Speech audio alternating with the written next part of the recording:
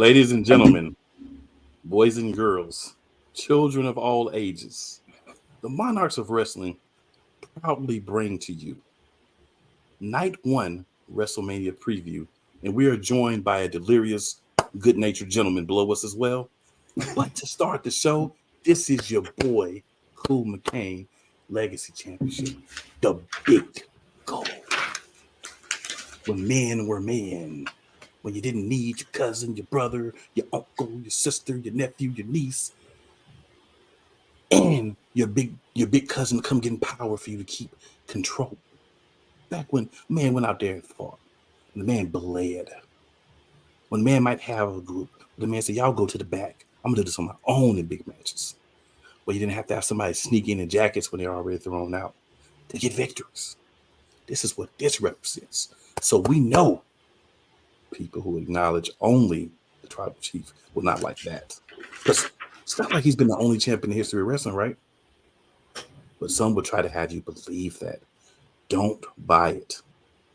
Beside me, as always, I have my man, the playmaker himself. Playmaker, what up? What's up, people? We know what today is, and as what's been taken on behind the scenes, I'm gonna have to be the one in charge of this show. All right. So joining us, I had the pleasure of joining his show when we was on the road to WrestleMania. I believe it was going to Elimination Chamber preview. The gold standard, Mr. Tribal Champ is what he called himself. Mr. Rob Johnson is in the building. What's up, Rob? Introduce yourself to the people.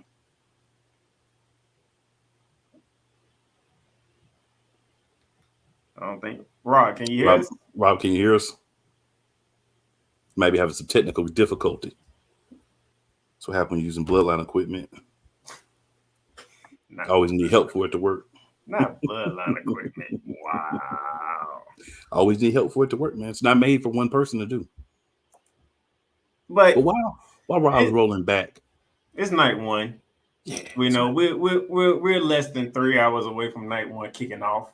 Yeah, about 45 minutes away from the kickoff show and all that good stuff. But as we wait till our guests come back, dive in to what happened throughout the week. Let's throughout the week, okay? Yeah, let's start with Roman. I think this things might happen there. Your boy and company took another beating on Raw.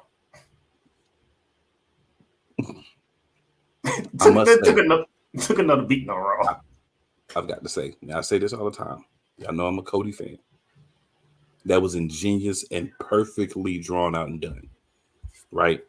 Because Seth's there. Rock comes out, he's like, ha, I got you. Cody's here. So Cody comes out. The Rock, they get the Rock for a few minutes, like a minute or two, right? Then all of a sudden, Roman Reigns appears out of nowhere after telling him he was leaving to write the speech. It was great how they set him up. And then, long story short, we can go through every detail, but they basically, The Rock and Roman Reigns, they channeled Trick Williams, and they did a serious whoop damn tricks. And I have to acknowledge, of all the things that have happened in the storyline, to me that was like the most original and unexpected, because you didn't expect Roman Reigns to show up because he said he was leaving to write the speech. So they set us all up, they played us, but in the best way possible, and it was entertaining. Oh, they took one. Oh, it was. I was like, well. First of all, it was already crazy because early in the day it was like, Roman Reigns is definitely probably hit me to the Hall of Fame. We'll get to that. Okay, Roman Reigns gonna do his thing. We had a feeling Cody was there. We just had a feeling Cody was gonna be there, but we had to wait. We had to wait and see what was gonna happen. Solo. So it started off with Solo this episode. You're not fighting the tribal chief. You're not fighting the final boss. You're fighting me. And then the Rock added Bloodline rules. That's immediately. We got the tribal champ back. So hold on one second. Let's get him added back in. So tribal champ, we were about to let you introduce yourself. But, you know how it is. Sometimes everything don't fall in place in the first minutes. We'll take a pause in our Raw discussion. Now you can introduce yourself. I was on the show with Rob last week. So Rob knows what he does. Rob. Yeah. I don't think Rob can hear us.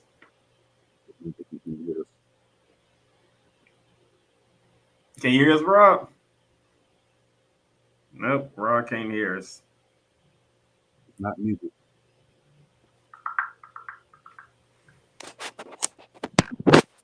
Go ahead while you get that straightened out, sir. Robbie said he trying to get that straightened out. I mean, yeah, he'll get it straightened out. We'll get there. Yes, sir. Nah. It was interesting because where did Roman Reigns come from? I was like, where did he even come from? Then Michael said he came from under the ring. When did he get back under the ring? That's what I want to know. When did Roman Reigns get under the ring? Because I'm like, that's the question. It had to be like doing a commercial break, right? It had to be like doing a commercial break. You know what I'm saying? It had to be. It had to be like, where did he come from? And he had to walk down like maybe with some people, like it was just them checking something, and then he slid under the ring. They had to do something like that. Did people know he was under the ring, or did they forget he was under the ring? That's a good question. Because I'm gonna be honest, for a minute, I'm like, yep, the Rock gonna get it. Yep, Rock, they're gonna get Rock back. All right, here we go. Yeah, pretty much. All right, so Philly says, "What's up? I'm ready for WrestleMania."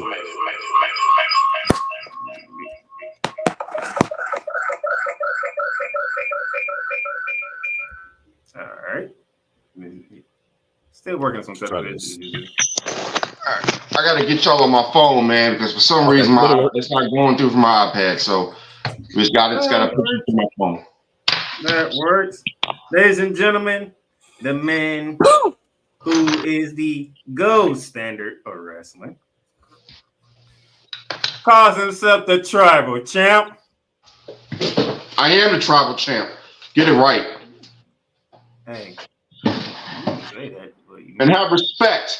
And have respect for me and everyone else who respects me as well. Ladies and gentlemen, Rob Johnson. The undisputed, universal, Rob Johnson Media, heavyweight champion of the world and the king of the ring. Thank you very much for my introduction. Now, all you peasants out there, bow to your king. There will be no bowing. I said bow to your king. Not on this. King is Triple H. So I don't know what you got going on over there, sir. But the King is Triple H. Okay, you know what? While you all over there talking trash, I'm just gonna smell the air. Hey, you can smell it because your boss is the one that tells you to smell it. So Philly says, "What's up? I'm ready for WrestleMania."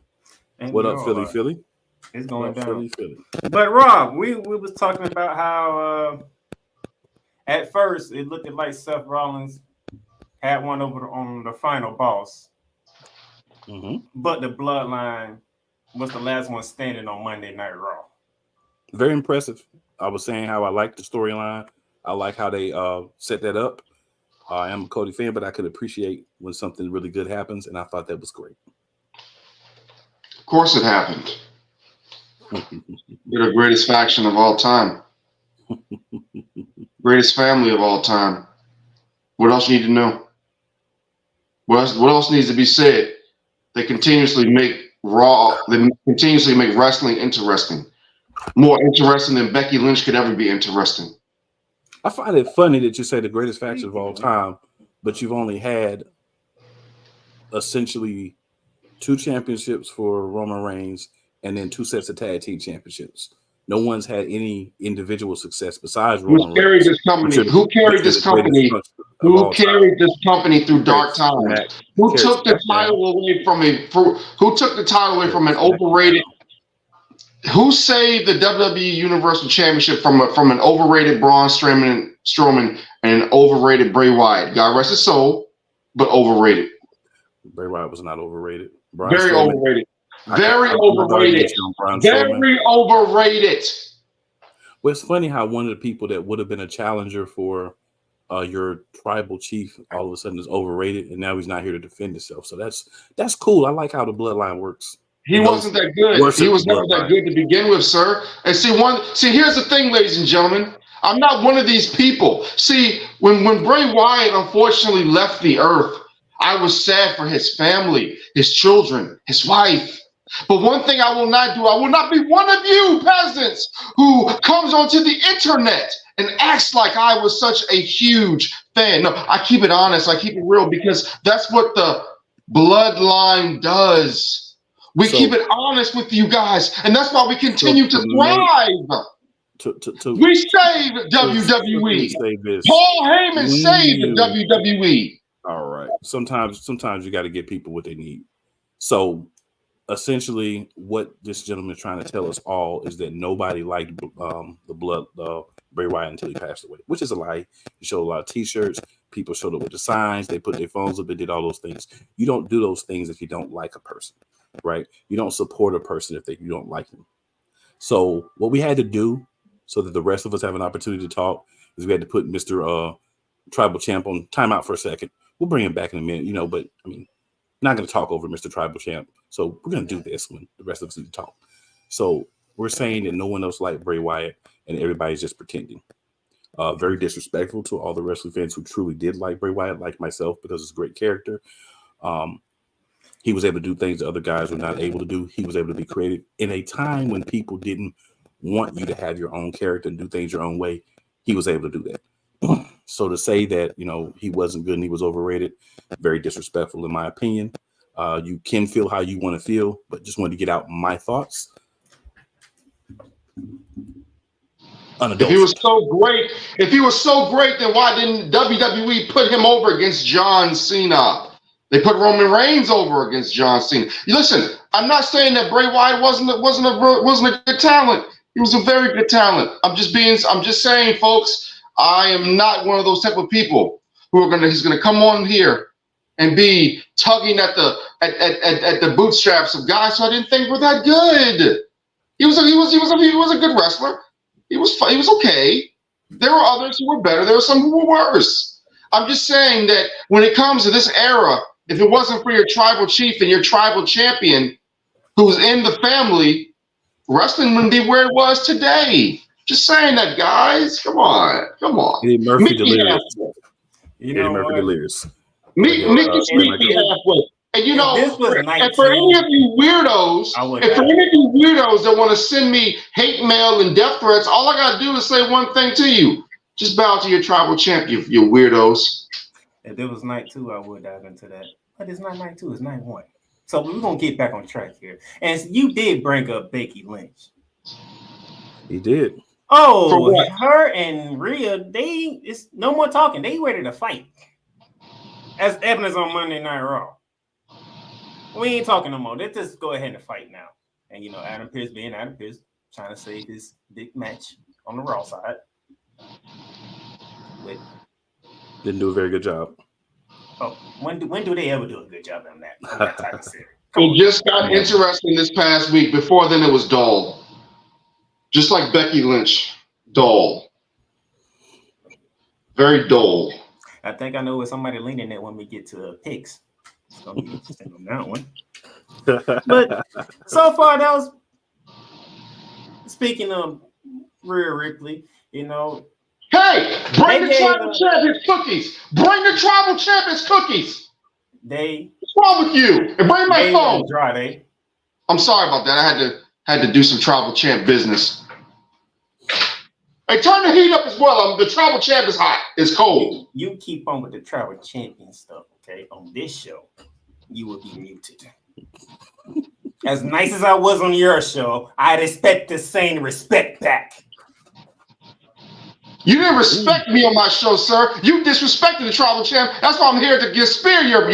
I'm here to spear you at all. But the funny thing is, who actually called that card correctly from the top down? That would be me. On You your know what? show, The by the way. tribal chat will be quiet now. The tribal chat will be quiet now because I'm gonna lyrically destroy everyone in the next 5 minutes. So go ahead, sir. I'm like Paul Heyman. Paul Heyman's not the tribal champ. But go ahead, playmaker. I mean, he did get it, so that is what it is. Now, they wanted a Judgment Day and all the chaos that was going on because of Dominik Mysterio. Mm-hmm. First, they had Santos and Legado del Fantasma in there out of nowhere. To get past that part, they brought in Andrade. Said Andrade got a Ricochet problem. You can handle the Ricochet problem from us on Friday night. This is my transition to Friday night. Mm-hmm. You'll be a part of Judgment Day. Sounds like an easy task, you know. You don't have to worry about one person. You ain't got to worry about nobody else. That's one guy. You get to Friday. Andre the Giant Memorial Battle Royal. Shout out to Bronson Reed for running it. Definitely. But, you know, Ricochet didn't get taken care of because the SmackDown decided to have the ladies of both factions of LW and Legado del Fantasma go at it. And obviously, if you've seen SmackDown, you know that Miss Lopez got the dub thanks to some tomfoolery. Well, here's the interesting part. While Dominik and Santos decided to beat up on Rhea, a decision happened. Yes, it did. Andrade decided to take out Dominik Mysterio and Santos Escobar and align with Rey Mysterio and Zelina Vega. I think it's more about Zelina Vega if you personally ask me than Rey Mysterio, but I'm pretty sure he has respect for Rey Mysterio. Then we get word that Dragon Lee would not make it to WrestleMania, thanks to Legado del Fantasma. And Andrade asked Rey, I would take his spot. So that would be an interesting thing to put in because I know we had it as Rey Mysterio and Dragon Lee, but we have to reverse it because now Andrade is taking that spot. Cool. Andrade turned on Dominik. Did you see it coming? I did, but the question is, can we trust Andrade? I was gonna get to that when we start picking matches. Yeah, is it a work? Is this how instead of taking out Ricochet, which is what we saw, the real thing they wanted to do is take out Rey Mysterio, and this is the best way to do it is to pretend to be his tag team partner. So we have to see it. I mean, I'm not saying that that's what they're doing, but I'm saying that that's a possibility, right? That's at least got to be a reasonable possibility. So I think that that's where we're gonna see. That's gonna bring a little bit more intrigue to this match because let's be honest, Dragon Lee and Rey Mysterio versus Dirty Dom and Andrade. I mean, not Andrade, Dirty Dom and Santos, yeah. It's like we already know who's gonna win. It wasn't a lot of concern or excitement about it. It's just like whatever, it's a match. We know who's gonna win. But I think now you got another layer to it that they were able to kind of slide into the last minute because we still don't know who took out Dragon. We just know he got taken out. Yeah, that's a very good point. Mr. Tribal Champion, did you even watch SmackDown? Very boring storyline. Hated it, didn't like it. I mean, it's very apparent that Andrade is going to turn on Rey Mysterio. It's very apparent that Zelina Vega has a heel turn coming because that's what she needs to have as well. LWO is slowly going back downhill. Not a good faction. Hasn't been a good faction in a while. So, yes, we will see the heel turn. It's very apparent. Let's get this story over with. Tired of it. Let's start something new. Let's get it fresh. Now, if they want to continue the storyline, that's fine. But just get it more fresh, get it more interesting. How do they do that? Andrade will turn on Rey Mysterio. I think that is one of the bigger does of WrestleMania. You say make it fresh. How can they go about making it fresh? Making it what again? How can they go about making it fresh if they continue this storyline? I want to see like a Mexican heel faction that consists of everybody, basically. I want to see Andrade. I want to see eventually Rey Mysterio get mad and turn heel. I want to see a super faction. I want to see something that becomes an actual force, because right now it's just very soft. Selena Vega is better as a heel than a face. She has a lot of talent, but she's being wasted as well. Give us a super group. And then Selena and the chick who's already with Santos Escobar, they could become women's tag team champions, etc. Give us a super group. In fact, bring us the Mexican World Championship. Make that a title. We had the European Championship. Do something interesting. That's all I'm saying. Make this thing work. Because right now it's as boring as this Final Testament and Bobby Lashley's stupid faction. Yeah, that's where I'm gonna go next. Hey, you have no response for me, sir. Because both sides of the Final Testament, and we call them the Almighty Prophets, all they basically did was cut promos side by each other, and to the point where I hate telling my coworkers that I was right, but they actually made the match. And they made it a Philly street fight match. So that's night 2. So we'll talk about that at night 2. Absolutely. But let's get to the main part. So we had on the main event on SmackDown. Main event, Jey Uso taking on the little brother, the enforcer of the bloodline, Solo Sikoa.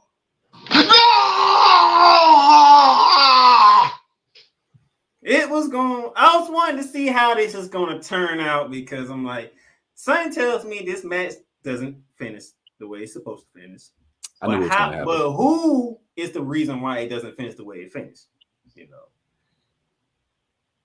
They pretty much did a reversal of Raw, except Roman Reigns on the final boss. They was busy getting ready for the Hall of Fame because they had to give speeches.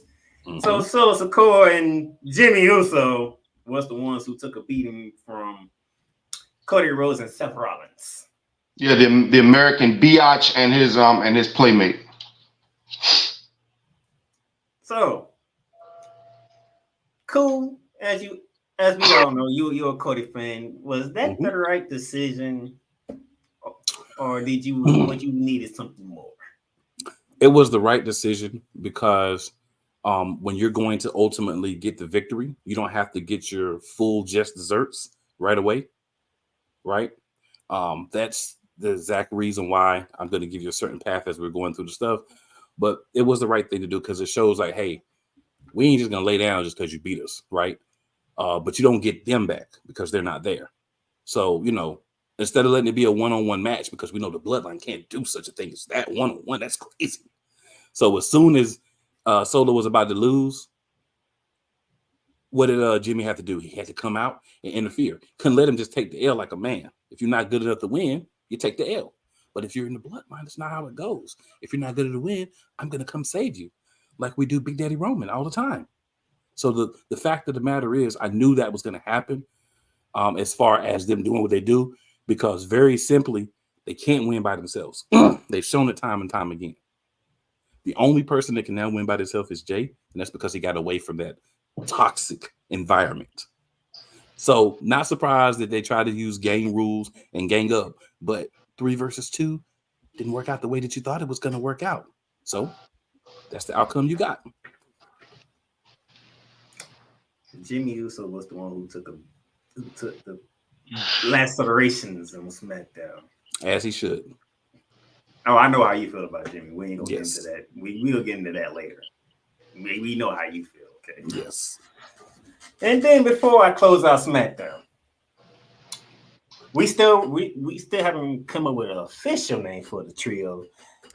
But Mr. Johnson, we had 3 powerful women who are ready to go to WrestleMania in Naomi, Bianca Belair, and Jade Cargill. Mr. Johnson, how you feel about these 3 ladies going into this weekend?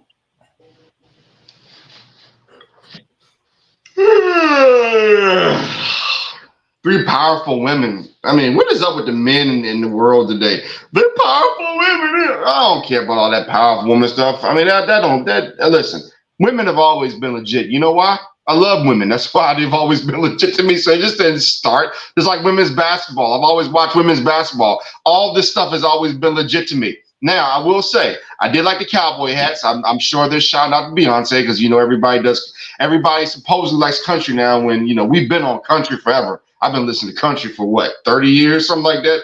But you know how they got to make everything new. Anyway, this storyline, again, sucks. You keep Jade Cargill off TV all these weeks, and in the final 2 weeks, you bring her on to have this match. The only thing that needs to happen here is this, ladies and gentlemen. This match needs to be 5 minutes. They need to dominate. 5-10 minutes, dominate the match, right? Naomi should have stayed her beautiful keister in TNA, because where she actually was getting opportunities, unless she's getting paid more money over here at WWE. But we need to start laying the groundwork for Jade versus Bianca. Somebody needs to win Money in the Bank. When Charlotte comes back, somebody needs to beat Charlotte. Somebody needs to beat Rhea. We need to start setting up for US Bank Stadium, WrestleMania 41, where I think that we will get the first all-female main event night to Bianca versus Jade. They got to start building it little by little. They can't screw this up. That's what I'm saying. They can't screw this up. So Damage Control is a trash faction. It's been a trash faction for years. I don't understand why people like it so much. When you brought on the new edition of the Kabuki Warriors, that made it even worse, in my opinion. So the way I look at it is this. These 3 ladies, go in, do your thing. I hope Naomi ends up coming back to the family, the Bloodline family, because we need a female member. And then Jade and Bianca can go and do their thing. But yeah, come on home, Naomi. Come on home to the Bloodline. Come on home. We know you want to come.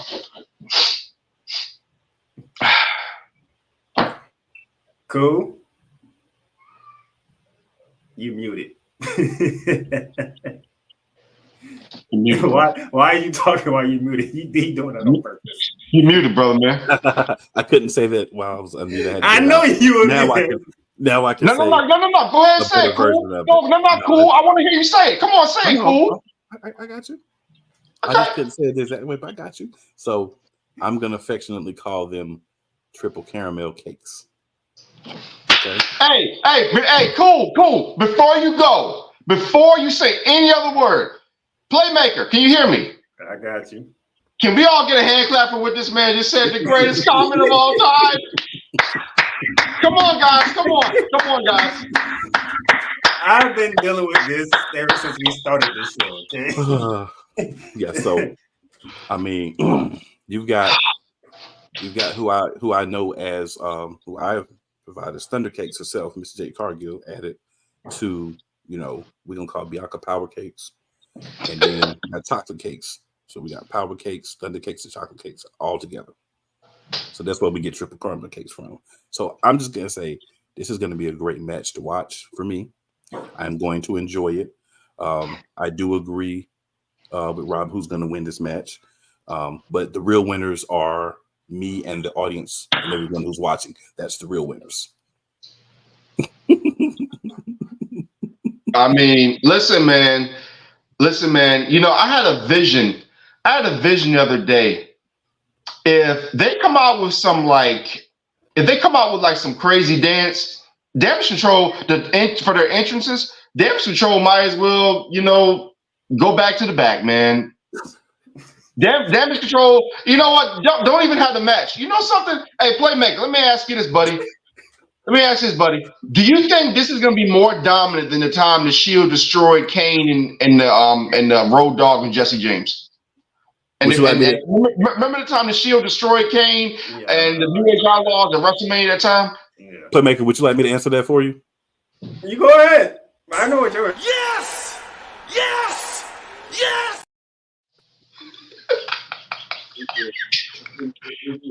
So what I think is going to happen, they're probably drag it up about 10 minutes. 10 minutes at the most. Yeah, so everybody can get 10 minutes at the most. Yeah.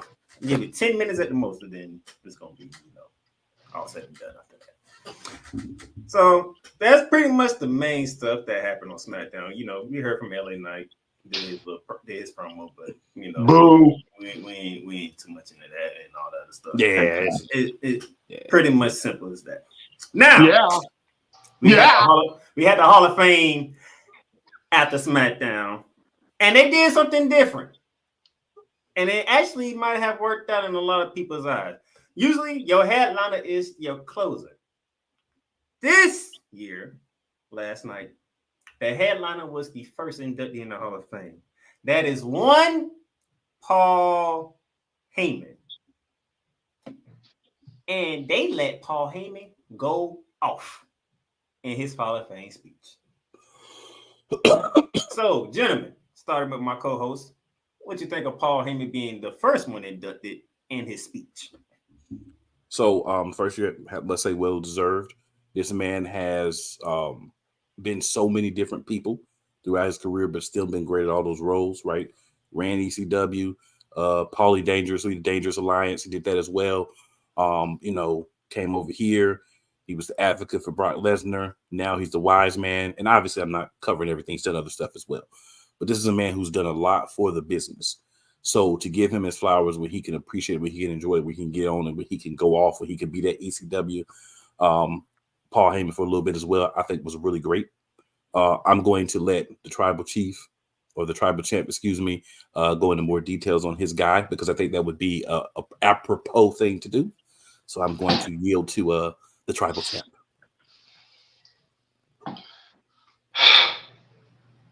Can I go? Go ahead. All you, sir. It is all you. You know, I mute myself.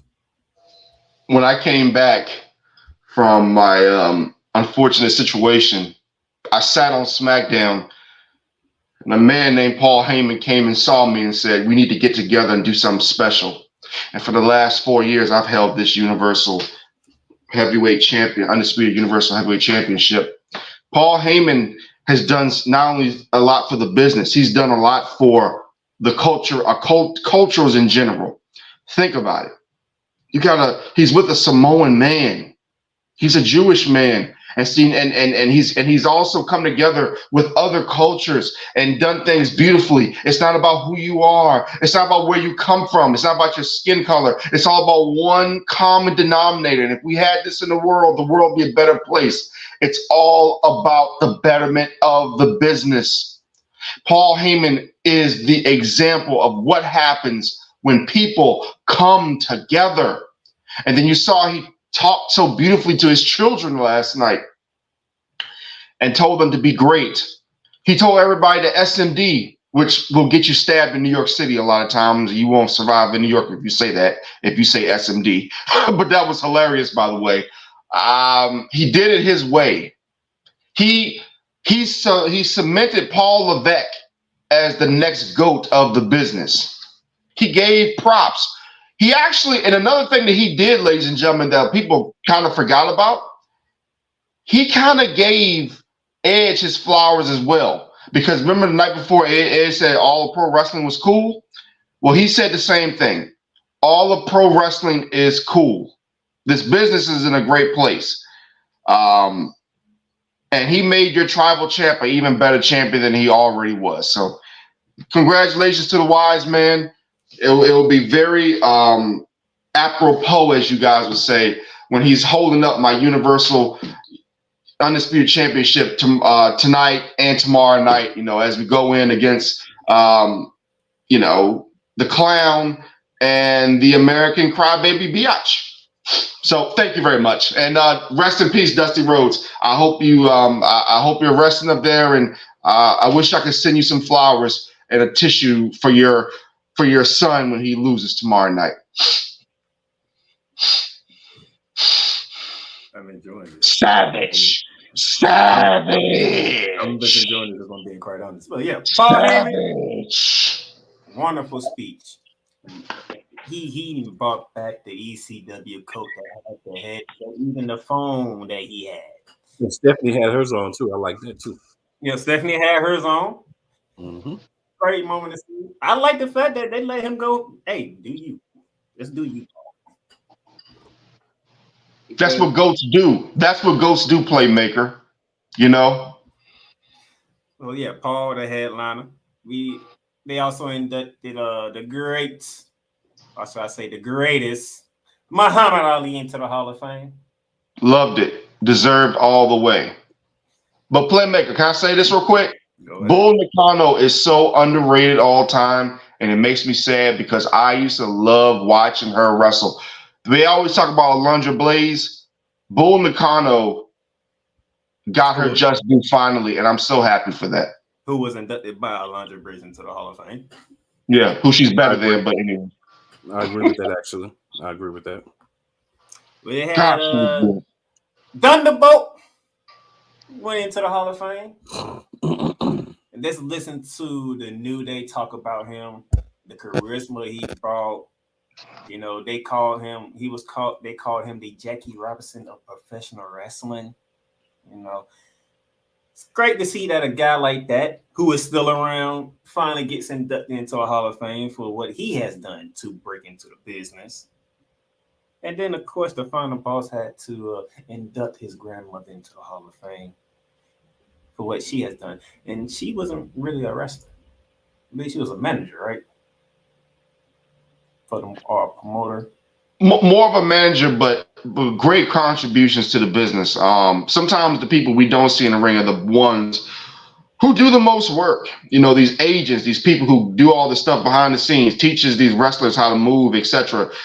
Getting back and forth from arenas. Yeah, some of these people behind the scenes definitely deserve a lot more love than what they've gotten, because what we see in the ring is the finished product, but what we see outside the ring is what catapults this business to what this business is supposed to be in professional wrestling. Not sports entertainment, but professional wrestling. These men and women put their lives on the line every single day, whether they're in the ring or not.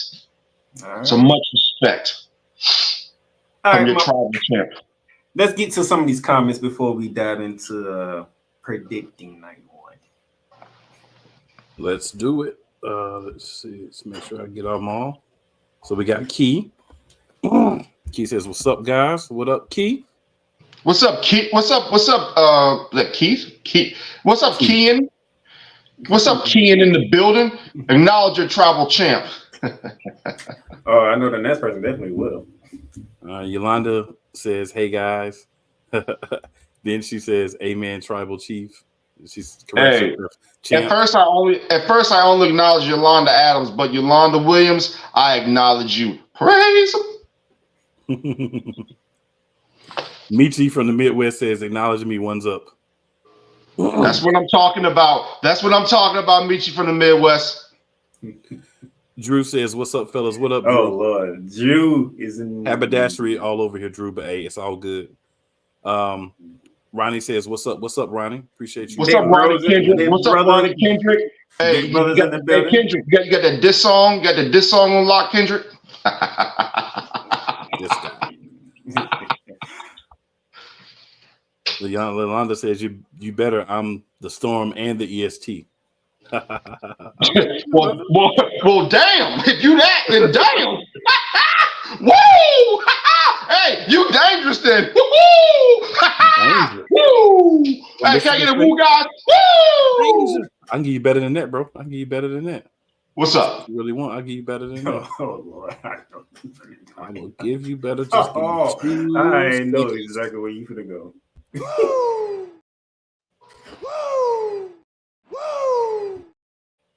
There you go, sir. One for each of us. I knew you was going there. Hey, can I take a second to say this? Ladies and gentlemen, Cool and Mr. Darnell Playmaker Zolins, this is a great show. Make sure you guys subscribe and everything, because my man Playmaker is the truth. He tells you like you need to hear it. Not what you want to hear, but what you need to hear. The Playmaker. That's what I do. And Yolanda says, "Laugh out loud" as well. There's no laughing. Hey, Yolanda, there's no laughing. We keep it real. And if you say you're the combination, then again, woo and damn. Acknowledge your tribal champ. All right. Before we dive in and make picks of night one, check this out. Don't forget, we'll be back at the same time tomorrow. Recap night one, preview night two, and then once night two is finished and the main event winner has been spoken, we will be back and we're gonna cover night 2 as well. I don't think I can be back night 2 at night. I'll be too upset. Yeah, he'll be too upset. We'll be talking Stand and Deliver after night 2 because by the way, Stand and Deliver, phenomenal job. I gotta go back and watch that, guys. Was it 10 out of 10? Was it 10 out of 10? I wouldn't give it a 10. I would probably give it a 9. I get 9. Yeah, like an 8.5, 9. I would give it there. Stand and Deliver, great job. And I think the main reason why is because the opening match. Okay, I got you. They set the bar high on that opening match. Good Lord have mercy. I'm just gonna say this. Y'all can't pay WWE. Y'all can't pay me to take the spear from Braun Breaker. I'm just gonna say that now. Y'all can't pay me to do that. That is not happening. Yeah, that's a very violent looking spear. Like there's a lot of people do the spear, and I'm not saying that no one's ever done a violent looking spear, but the spear that Braun Breaker does just looks like it hurt. Like it looked like it really hurt. Not like incapacitates you for a few minutes, but like you may just break in half and die. That's what it looks like. That Frankenstein ain't no joke either. He does, man. I'm telling you. True. The reason I fall in love with the Frankenstein is because of his uncle. Oh yeah. His uncle was too damn big to be doing Frankenstein, by the way, but damn, he made it look good. Bad booty daddy. That's what he did. So don't worry. After night 2, we'll talk about NXT Stand and Deliver, which was phenomenal. Okay. Yeah. We'll talk about it. Hey, you whoop that trick. Sorry, I had to do some business over there. Sorry about that. So Michi from the Midwest says 8 for me. Last 2 matches seem too fast. I can't argue with that. And then Yolanda says, whoop that trick. Get him! All right, ladies and gentlemen. We are about a little over 2 hours away from night 1 kicking off up in Philadelphia, Pennsylvania, the city of brotherly love. So we're going to go through these matches, these 7 matches we got on the card for tonight. We're going to make picks, okay? And I will be keeping score, okay? By the way, I wish Gunther had chopped the brakes off the Boston Connor on Friday. I was hoping he would, but I didn't get that. I was looking forward to that. I like Gunther so much, man. Like, it's just something about that dude that just, he's not a heel. He's not a bad guy. He's just arrogant. A guy. He's just a man. I can't say nothing bad about Gunther. Nothing. I don't think anybody can. We'll get to him in a minute. First match on the card that we're going to talk about is a match that, we already said, not really, not really much stock into it, but it is Rey Mysterio teaming with Andrade versus Santos Escobar and Dominik Mysterio. Mr. Rod Johnson, you are our guest, so I give you first pick of the day. Are we going Papa Ray? Are we going Son Ray? I'm going disqualification, man. Just hurry up and end this damn match, man. It's like, listen, and if I have to pick a winner, I'm going to go Dominik Mysterio because it's time for a change of Rey Mysterio. It's time for a change. He's got to turn heel sometime in the future. He's had the same run for the last, 20 plus years. I miss filthy animal Ray. Take the mask off and give me the filthy animals back. In fact, you know what? Bring back Conan. Let him be the manager. Give me the filthy animals theme song and believe I'm a boss. I'm done. Next person.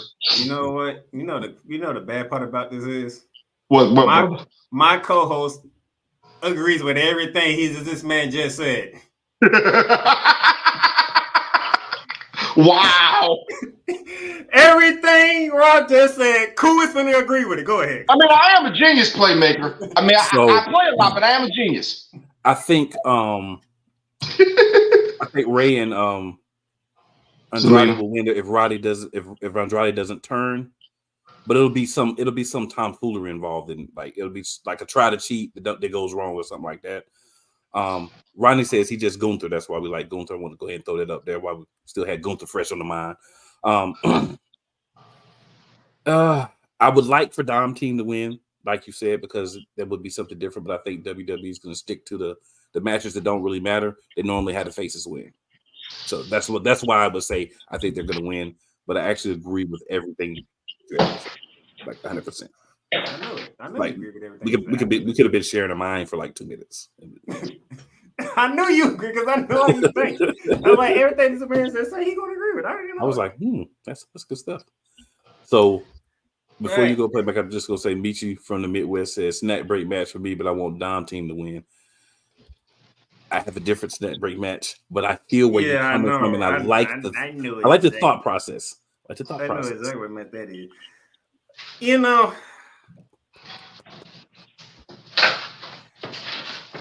because Andrade makes everything difficult now.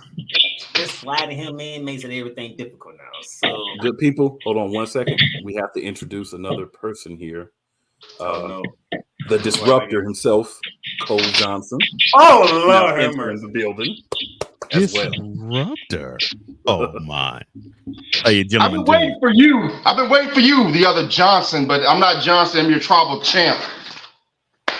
You're Intercontinental. That's why I got a lot of belts. Lord. We're representing the old school tonight. Cole Johnson is in the building. Oh my word! And Cole, I still got some of your stuff, but you didn't pick Rey Mysterio's match. Well, I didn't know that match was actually undergoing. I don't think, but no, I did not pick that match. That's because it's irrelevant. And he's going to agree with you on that too. I can't disagree with that. But yeah, this is how irrelevant it is.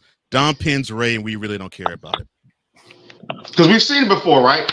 This thing's old, man. Right. So Yolanda wants to greet you as well, Cole, with your cake man. Yolanda, how you doing? It is great to see you again. And you know what's great?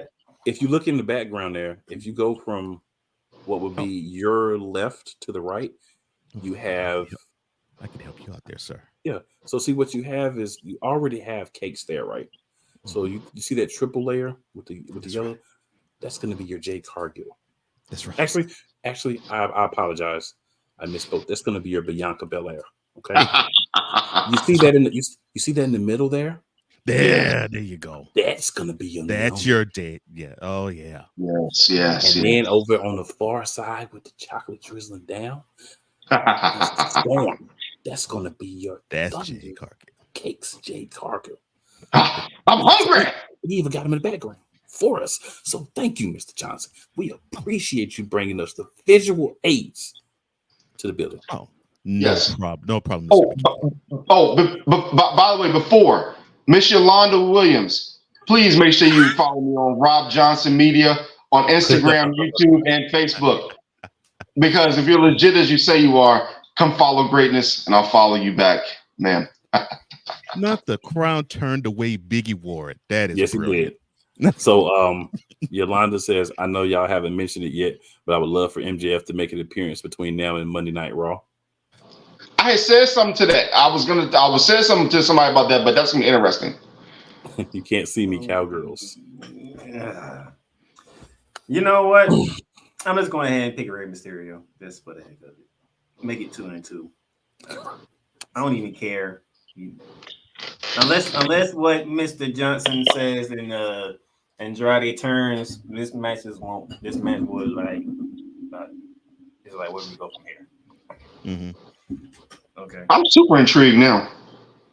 Now, here's a match that it's gonna get interesting because it involves ladders. And we have 4 titles hanging from the Raptors, so to speak, even though they're in the stadium. A 6-pack ladder match for the Undisputed Tag Team titles. Here's the caveat. You have to grab both sets of titles. So all 4 titles need to be grabbed.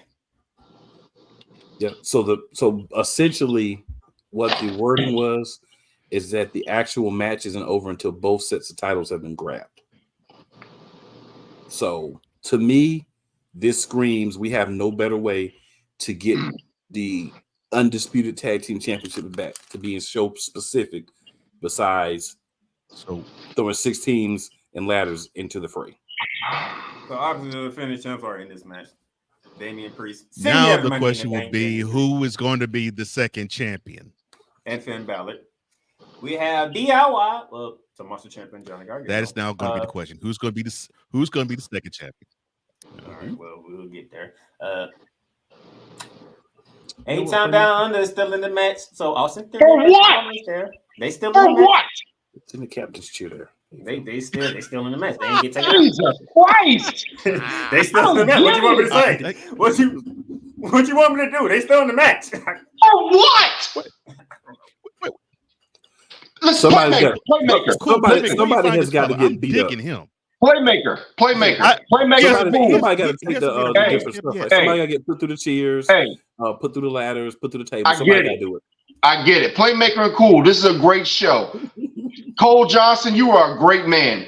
Can someone please explain to me how in the living hell of God and the burning hell of Ice Baby, how is the Street Profits not in this match? Like, I don't understand. How could you have a tag team match without one of the best tag teams in the world?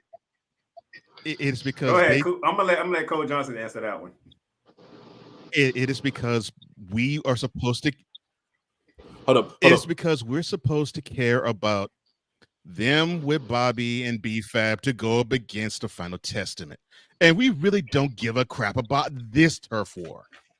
And unfortunately, the Street Profits are wasted because of that. Rob, could you do me a favor? And that's nice. Could you ask that question one more time, Rob? Could you do me a favor and ask that question one more time? And the reaction Rob is giving, let Cole talk and I'll go. That's exactly how I feel. You know, just like the fact that Stephen A. Smith just discovered that you just showed, that's exactly how I feel. Listen. Just how Stephen A. Smith and some of the sports media just discovered that women's basketball actually exists. How the hell are you gonna tell me that the Street Profits don't belong in this match? I mean, listen, we got the awesome truth. My brother, testify. But here's the problem, and you know what this screams? Yeah, you know what this screams? You know what this screams, guys? This screams are gonna split the titles. But you know what? Stay on this topic. I got something for you guys. I'll be right back. I'm gonna tell you what you need to do with those titles, with those fruit roll-up championships. I'll be right back. And I got something ready for that too. Playmaker Cool, what you're both telling me is that Finn and Damian are going to still walk out being champs, but just with one set less titles. Is that what you're saying? That's what I mean. Yeah. Good gracious. When are we going to break? When are we going to break Damian from Judgment Day? Because the dude does not need to be belonging in Judgment Day anymore. So he needs to go on his own. What I think we're leading to, Cole, here is I think we're leading to a replacement tag team partner for Finn, because technically the Judgment Day are champions, right? So they can kind of come up with something like the Freebird rule, like any two of us can defend. So it doesn't matter if Damian's here, which we'll get the belts off of real quick, because Damian's the only one that really wins the matches. Now that would work. That would work really well if they actually had JD actually wrestle these matches more, so we can get his name up there, because we know him from NXT, but the dude has been presented as a lackey ever since he got to Raw. Listen. So quick comment real quick. So Yolanda says Judgment Day retains or Awesome's truth. And then she says exactly. No! Listen, hey, Playmaker, how you doing, man? I'm good. Hey, check this out, man. This is what I had to say to y'all. You remember how I told y'all I got a lot of titles? This is a title they need to bring back. I got a lot of titles, man. That is my favorite.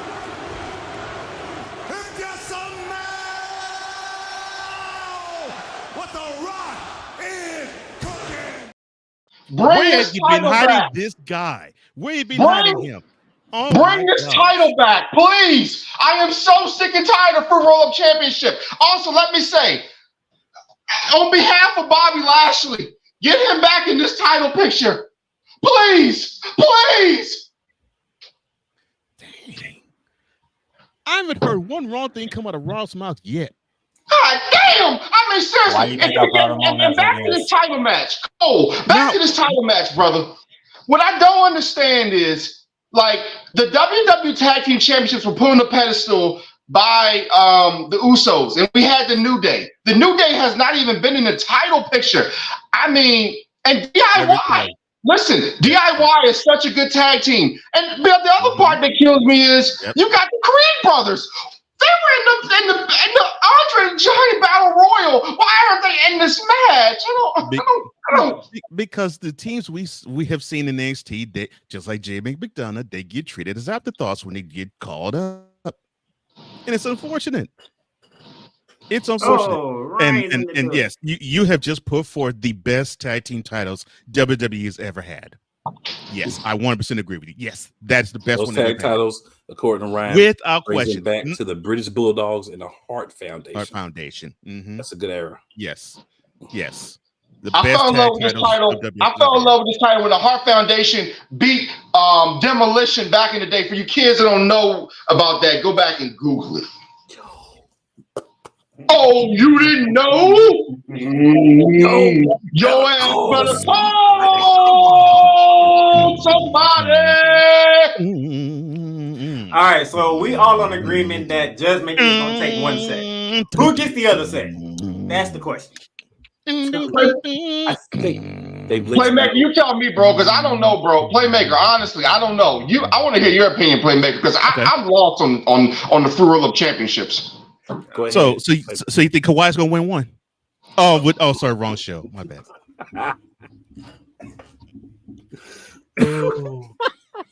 I'm so confused on the free roll of championships at this point, bro. I just don't know. And I got to put all these belts back too, man. That's up. I don't have time for you, Coach Johnson. I don't have time for you right now. Oh my gosh. I'm sorry. Oh, who are you going to think going to win the tag titles tonight? All right, so we saying Judgment Day takes one, probably the Raw titles because they on Raw. Yes, right. The Raw titles. Agreed. All right, so your other 5 teams, you have DIY, you have Awesome Truth, who was the innovators of this match, by the way. Mm-hmm. Okay. Let's not forget that. You have New Day in this match. That's 3. You have A-Town Down Under in this match. That's why Raw Johnson lost his mind because, if we're being honest, Austin Theory and Grayson Waller haven't been anything. Nothing. Oh, no. Well, the reason why you're seeing them is because Austin Theory can take everybody's finisher silly. That's why they're in this match. And he was in Vince's office before Vince left. See? And I'm missing the team. You start calling him V Mickey. You're missing the New Catch Republic, sir. The New Catch Republic. You know. Okay, so listen. This is my thing. I got the New Day. Right. I got the New Day winning. I got the Awesome Truth winning, and I got DIY winning. Too many teams. I think the Judgment they lose the titles, and I think this goes towards Damian Priest cashing in tonight. But we'll go there another time. I think your sister's right, Playmaker.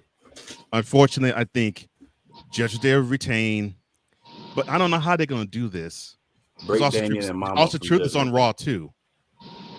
But unfortunately, the other teams that you named, they have been treated as afterthoughts. I got it for you. So let's be realistic here, okay? Okay. We've got 2 SmackDown teams and we've got 4 Raw teams, which is stupid. Which is stupid. Wonderful. Which is asinine. 10, 11, 12, 13. Tomfoolery on the highest level. All those. Haberdashery, all that. 100. Yes, but one of those 2 SmackDown teams are going to win the SmackDown Tag Team Championships. So and both the teams suck. That's the sad part. So there's either A-Town Down Under, who are complete garbage, or New Catch Republic. They're a new or tag team to us. They've tagged before, like in NXT and NXT Europe, and before they were in WWE. But they're going to win. I like Tyler Bate, and thank God they learned to actually have Pete Dunne be Pete Dunne. Yeah, they're going to win. I like them as a tandem. I do. But man, WWE has treated them worse than a tissue that's been blown on.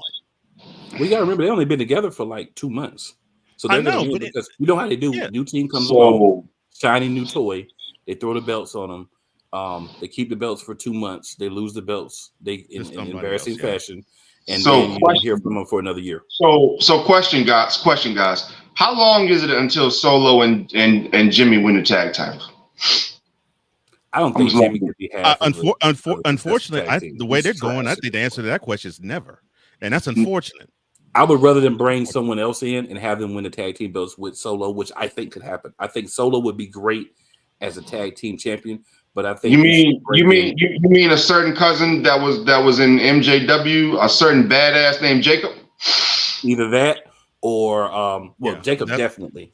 They also could bring in Jacob's tag team partner, who he comes out to the Thug Life music with, Mr. Zilla Fatu. Those two gentlemen should be in the bloodline. Now you add them to the bloodline, then that's a different story. Now we talking about something. Now we cooking. Yeah, he's been saying this ever since we started. Because the bloodline needs some type of infusion. Because it's real. Yeah, they need some type of infusion. Enough. All jokes aside, you've got enough people in this family tree that are actively wrestling, that are good. Yeah. Why are they not here? You know what's even sadder, guys? You know what's even sadder? We're already giving other prospects these tag team championships because we don't believe in anybody in this match. That's the sadder part about this. 100, this is supposed to be a great match, and we can't even take it seriously. We can't even take a six good tag team seriously because we know it's a joke. This is how bad it is for me. I would not give a crap if Damian Priest and Finn Balor pulled down both sets of titles. I would not feel bad at all. That is how bad this six tag team match is. But Cole, but here's the thing. As bad as it's been, I don't think this build-up has been as worse as this build-up to the United States Heavyweight title match, which they need to start calling the United States Heavyweight Championship match. I don't think anything's been as bad as that build-up, but anyway. There's been one thing worse. But yes, the U.S. title match has been. I already know, and you know the funny thing is, Cole Johnson. Guess what's the next match we're going to talk about? The one match that has been built the worst out of all of WrestleMania. Hey, Cole, was that a teaser? Yes, it was for the super trash bathroom break, snack break. If your stomach bubbling, take a dump because you got time. Because what you put in that toilet is going to be better than this match. Oh God. That's disgusting. And he's right. That's disgusting, guys. Brother versus brother.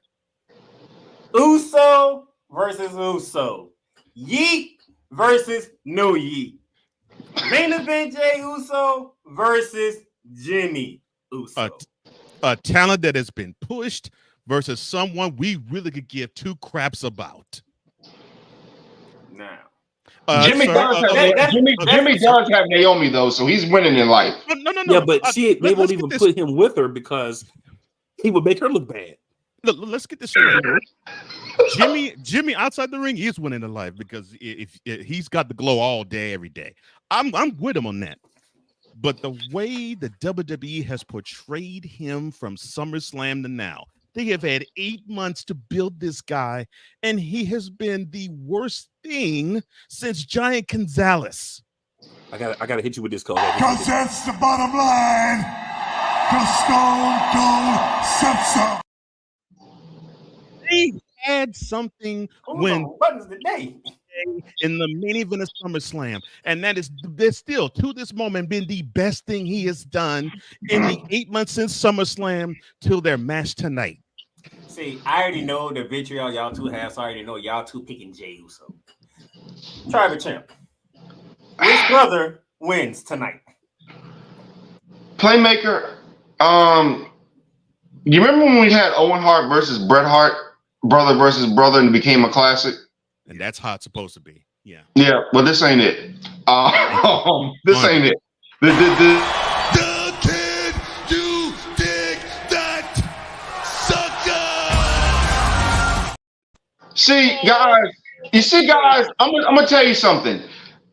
Jay has been acting strange lately, and I go back to that promo with him and Seth Rollins, where Seth Rollins said, "Man, something bad's gonna happen tonight." Jay with the glasses on last night, the Hall of Fame speech. Whenever a man has glasses on, he's hiding something from his soul. I think that this match is going to, because you gotta remember, even after Bret and Owen fought, they went to a faction together. I'm not saying that Jay is going to come back. I'm not saying Jay is going to come back to the dark side. I'm just saying that something is up. And I think that, do you remember a couple weeks ago when they said they missed it? He was like, "I miss you, man." listen, man, at the end of the day, no matter how much family fights, they still blood. They still twins. They came out their mama almost at the same damn time. And I'm not trying to be funny. That's just the truth. Right. So this match is going to be emotional. This match is going to be physical at times. But there's going to watch how this match goes because it's going to tell a story for what's going to happen later. That's all I'm going to say. That's not a bad. That's not bad analysis, though, bro. Seriously, family is family. Hey, you can fight with family. You can make family bleed. But as soon as somebody else messes with family, and you got to remember, there's a certain individual who kind of broke the family up, told the other family member to come on to his side. So sometimes when you invite a family member into your house of another family, eventually that person might get a little tired of you and they might just turn on you because you broke them up from their safe house. Now I agree with you from the standpoint of this actually might be like a breadcrumb if we're going Hansel and Gretel to what will happen later on tonight and tomorrow. This is what's so frustrating. I'm sure Jimmy and Jay or Jonathan and Joshua, if you really want to go straight up and just strip kayfabe out all the wazoo. They've probably been practicing this match since they were 8. Now they're about 38, about to be 39. I'm sure they've been dreaming of this and probably rehearsed a WrestleMania match between one another probably for 30 years. So I'm assuming that they're probably going to be putting it all out on the line when they get in the ring tonight. What sucks to me about the whole thing, not what you said about the storyline stuff, because that actually be beautiful. What sucks is you have one guy that they have built beautifully. Mm-hmm. You look at Jey Uso and you're thinking, okay, so this guy, he's just one big time win from being in the spot where it's like, okay, they're about to put the rocket ship on him. He's about to explode and just shoot all the way to the top on his own. They have done everything right, positioning him in that regard. I wish they would have done Jimmy not the exact same, but in a similar fashion. Heck, throw the U.S. title on him. That's what I think they should have done. Do something of that nature to actually show a little bit of rub of, okay, he may not be Jay, but there's some potential with him. I mean, he has been presented as nothing more than basically he's been presented more. You probably relate to this, Playmaker. Jimmy's been treated as Penny Hardaway, and Jay is Little Penny. All right, so we got a couple of comments while we let that sink in here. So Ronnie says, "Priest go cash in." Ryan says, "With the help of the Legion of Doom." Oh, talk about the old FW tag team belts. Yep. And then Yolanda says, "Yeet." Yeet. And then Spread the Dead podcast says, What's up, Spread the Dead?" And then Spread the Dead says, "But wouldn't that have been the same with Matt and Jeff? Their match was no good." True, because so here's the thing with Matt. Really didn't care about Matt, right? And you didn't care about we Matt, didn't care about the match. And then Jeff has been on drugs bad for years. So that wasn't gonna be a good match. Hey, Cole, can I ask you a question, brother? Because you mentioned the U.S. title, right?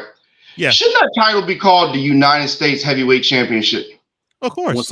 When someone with some real clout holds their belt, that's what they're going to call it. When someone with some real clout gets that belt, they're going to say the United States Heavyweight Championship. And you know why? I'm assuming you're talking about the belt that our Harley Race originally wore. Yes. Yeah. Or the Magna TAs or the No, sir. This is what I'm talking about. Hey, Playmaker, you know how I am, bro. Listen, this is the one belt that I am in love with. When I tell you I'm in love with it, and this is why you guys are so on point. Jimmy or Solo somehow should have won that U.S. title by now. But this is the reason I'm in love with this title right here.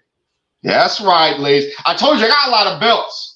That's a good one. This right here. That is a solid belt. Was that the one Manu TA and Nikhil Koloff one wore and Lex Luger wore? That is solid championship. Is that the one? Yeah. That's what you call solid. When we talk about badass titles, these, ladies and gentlemen, are badass titles. The United States title now, the United States title then. Right on the Mm-hmm. Oh yeah, look at this baby. Look how beautiful it is. Look, think about these belts on Jimmy or Solo. Come on, man. So we've been saying that for the longest. Like, yeah, follow me. I got follow me with this. So we get to WrestleMania, right? For me, Roman Reigns no longer needs the championship. He does not. He's gotten to a point where he's transcended. He doesn't need the championship for his story to go on. He's had it long enough. If he drops the belt to Cody, it is the elevation for Cody, but it's not going to hurt Roman, right? Right. You know, Roman's going to take a break because that's what he does. And I mean, my man has leukemia, so he needs a break. I get it. Yeah, I get it. So I'm not knocking that. I'm knocking the amount of matches that he's fought for the championship, but I understand he needs the breaks because of his medical situation. Right. So he needs to take his break. So now, who did he say was going to be next in line to run things when he was gone? Solo. So the best way for Solo to start that climb is what? U.S. Championship. Mm-hmm. And who has the U.S. Championship now? Right now, Logan Paul. And does Logan Paul matter to anybody besides the little kids on the internet? No. So Solo decides to come out the week after WrestleMania or the week after that. Paul Heyman pull a few strings, get him a United States title match. Because I think Logan Paul, obviously I think Logan Paul's gonna keep the belt. And Solo gives him two of them Samoa spikes. But here's the problem though. You gotta remember, and this is what I feared. You know, John Cena was the last hallmark when he held that US title, did his challenges. I just hope if they put on Solo, I hope John Cena come back at SummerSlam and beat him for it. Because that would just be horrible. No, I don't want. I want to do that. What I want Solo to do is have a long reign, like 6+ months. But you know, guys. You guys mentioned Roman, right? Do you remember that? Do you remember that Family Guy skit? I believe it was the Coyote when he finally caught the who was it? The Coyote when he finally caught his prey, and then after that, after all these years, and he was depressed after. We'll talk about it later. But once Cody accomplishes, what's next? You know, and that's what I look at. And that's with all these stories. Like, what's next? Because it's just like in life. It's like, you chase something. Let's say you're chasing a lady. You chasing, you finally got her. What the hell is next? Well, I'm gonna give you a preview of my thoughts. I will. Absolute power corrupts absolutely. Now, I will say this. This is one of the reasons why I think it's safe to say we all are seasoned wrestling fans here.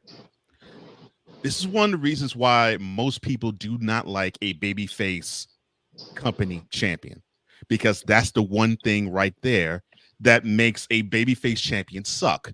It's, you get so enthralled with the character in the chase, so they complete the chase. They actually vanquish the villainous foe. Okay, well, what's the next villainous foe he has to slay? Yeah. If he slayed the biggest one, okay, well, what's the next big challenge? And I think I had a conversation with someone, and they said this was the reason why Dusty, when Flair was the champion, that Dusty barely won the title and only had like 2-week reigns when he did, is because he was enthralled with the chase. Because he knew the chase drew more money than the end result. Yeah. But here's the thing, guys, too. Going back to last night, we're talking about Jimmy and Solo, and we're talking about Jimmy and Jay. And the thing that really killed me last night was when they came in, they attacked those guys, and it kind of helped to build up to the match tonight. I think the thing that kind of hurt a little bit was I was talking to somebody as well, messaging back and forth. I was like, if they just came in, did the beatdown and walked out, I've been happy with it. But when Cody started talking, I said, he done effed up. Because Cody cannot talk. Cody can't talk worth a shit. Excuse my language. In fact, when he started talking, I'm like, bro, really, we're doing this politician stuff? You should just beat him and left out. Listen, he's not his father, and he's damn sure not Dustin, because Dustin is a hell of a better wrestler and talker than him. But like I said, they could have built this match between Jimmy and Jay if they just went in, beat him down. Jay would have hit him. Jay should, and you remember, and think about this. Jay did not hit anybody with that belt. I kind of was weirded on that. Jay didn't hit nobody with the belt, I don't believe. He did not. So if he had hit his blood and created blood, I'd have been like, oh man. But that kind of circled in my mind a little bit, and he still looked hesitant. So I'm just saying, man, like that match, they could have intrigued, they could have been put more intrigue in that match, but to me, it's more doubt when it comes to Jimmy and Jay later than this actual match. So those of you who are trying to keep up, circle brother versus brother. Don't look at the match in total. What Rob is saying, look at the finish and see how the finish could affect later tonight and tomorrow. Now that's why you're the man, Playmaker. Playmaker, you are an effing genius. Playmaker is an effing genius, man. Now I will say this about what both of you painting in picture. The best candidate to screw Cody, because if Reigns continues on with this title after WrestleMania, it has to be a screw job victory yet again. It would have to be one Mr. Jey Uso. Yeah. And Cole and Mr. Cole Johnson, think about it, sir. Even and you know what gave me the biggest giveaway last night when he said finish the story. That's a merch sale. You can sell that for the next 6 months. And the thing is, just remember something. WWE comes to Netflix January 1st in Madison Square Garden. This has to happen in Madison Square. We're gonna get to it later, but for me, he has to finish the story in Madison Square Garden on Netflix January 1st, 2025. The only problem I in terms of just after he wins Money in the Bank, after he wins Money in the Bank and stalks the Bloodline for 4 or 5 months, just like Sting used to do. Now, as a fan, I have no issue with that, how you laid it out, because it makes a lot of sense. The only problem I have with that in terms of how fans are now and how fickle they are. Oh God. I really believe if Cody leaves Philly, sans the WWE title, because that's what they're gonna call it now. If he leaves Philly, sans the WWE title, they'll just simply say F your story, just like Rock. No, but Cole, let me ask you this though, sir. Let me ask you this. And Playmaker and Cool, just from y'all's perspective, didn't that crowd seem a little tame last night? Doesn't it feel like that we might get Roman chants? I just got a crazy. These are the same people that turned on Santa Claus. These are the same people that cheered a man who had a broken neck on the field. Like, I can see Philly doing some crazy stuff, man. I give you one better. I give you one better. I can go to the Pat McAfee show. This is not just Philadelphia. This is not Jersey. just Philadelphia. It's Jersey. Well, no. What he's saying, everybody around the world. This is people from around the world. This is Europeans from Europe. People from everywhere, right? We got people from all over the country, all over the world. So we're not just talking about the Philly crowd. So here's what you're gonna get, right? Tomorrow night, tonight you're going to get The Rock booed heavily because The Rock took shots at Jalen Hurts. You want to be a heel in Philly, you take shots at the quarterback. If people he took a good shot. He took some shots. And you know what? I'm an Eagles fan, but guess what? You smart, Rock. That's what you're supposed to do. As a heel. You want to be a heel, you have to play the role of a heel, right? Speaking of that, Jimmy and Jay need to give great promos before the match tonight. They've got to, because like you guys said, getting back to the match, they've got to give good promos. And again, man, as you guys have eloquently said, I'm watching everything they say, their movements, everything, because I think that even though it's a bathroom break type of match, I think it's very critical. I think this match is more critical than we're giving it credit for. I think the ending is going to tell you a lot of what you need to know.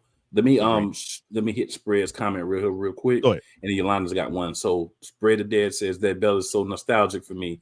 Goldberg's first belt, DDP held it, Bret Hart, Raven, Ric Flair, Scott Steiner, Booker T, many others, right? So I definitely agree that belt, United States. Yeah. So then Yolanda says, I thought that too last night with Jay. Yeah. So for me, Jay had the glasses on, just like little Boosie had the glasses on with Vlad TV. And they always say, hey, look, and I'm not saying little Boosie is a liar, but I'm just saying, when a grown man is sitting in a room, he's got glasses on, and he's doing an interview, or something crazy is going on, there's something very cynical behind them glasses. I'm just saying, brother. Boosie? Oh my God, it's Boosie, little Boosie. Right. Lord have mercy. All right, shut it off in this mother. Go ahead. Shut it off. So the next match, we already know, all three of us is picking the three beautiful black women to win the match over Devastator. Oh, yes. So my bad. Going in on that. It's okay. I'm off my game. I'm so sorry, Playmaker. You should have warned me. Hey man, y'all was having fun talking. Y'all was having a good conversation. I ain't want to ruin it. It was a very good conversation. No. Let's say you should tell me that was going to be Playmaker. Cake. Hey,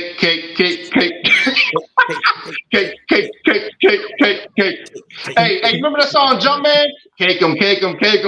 Oh, she got them cakes. Ooh. Cake. So we take that cake out the country. Let's get to a match that is interesting how it was put together. Okay. Talking about the Intercontinental Championship match. Oh God. The Ring General Gunther defending against the once upon a time honorary use. All right. Sami Zayn. Tribal champ. Okay. Get what I'm about to say, and I'm gonna let you have the floor. I ain't gonna be long on this one. Oh, I ain't gonna be long either. I said this, and I stand 10 toes down still with it. This match could be televised that this is going to take place in WrestleMania 41, the Raw after WrestleMania. You can give Sami a full year, and I still would not believe he would actually take the title off of Gunther. No.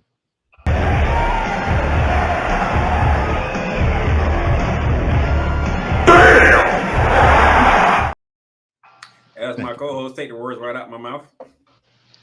So can I go? Oh, I'm gonna be long. So what is Sami? Is he the new guy that stops long reigns now? So what's he gonna do?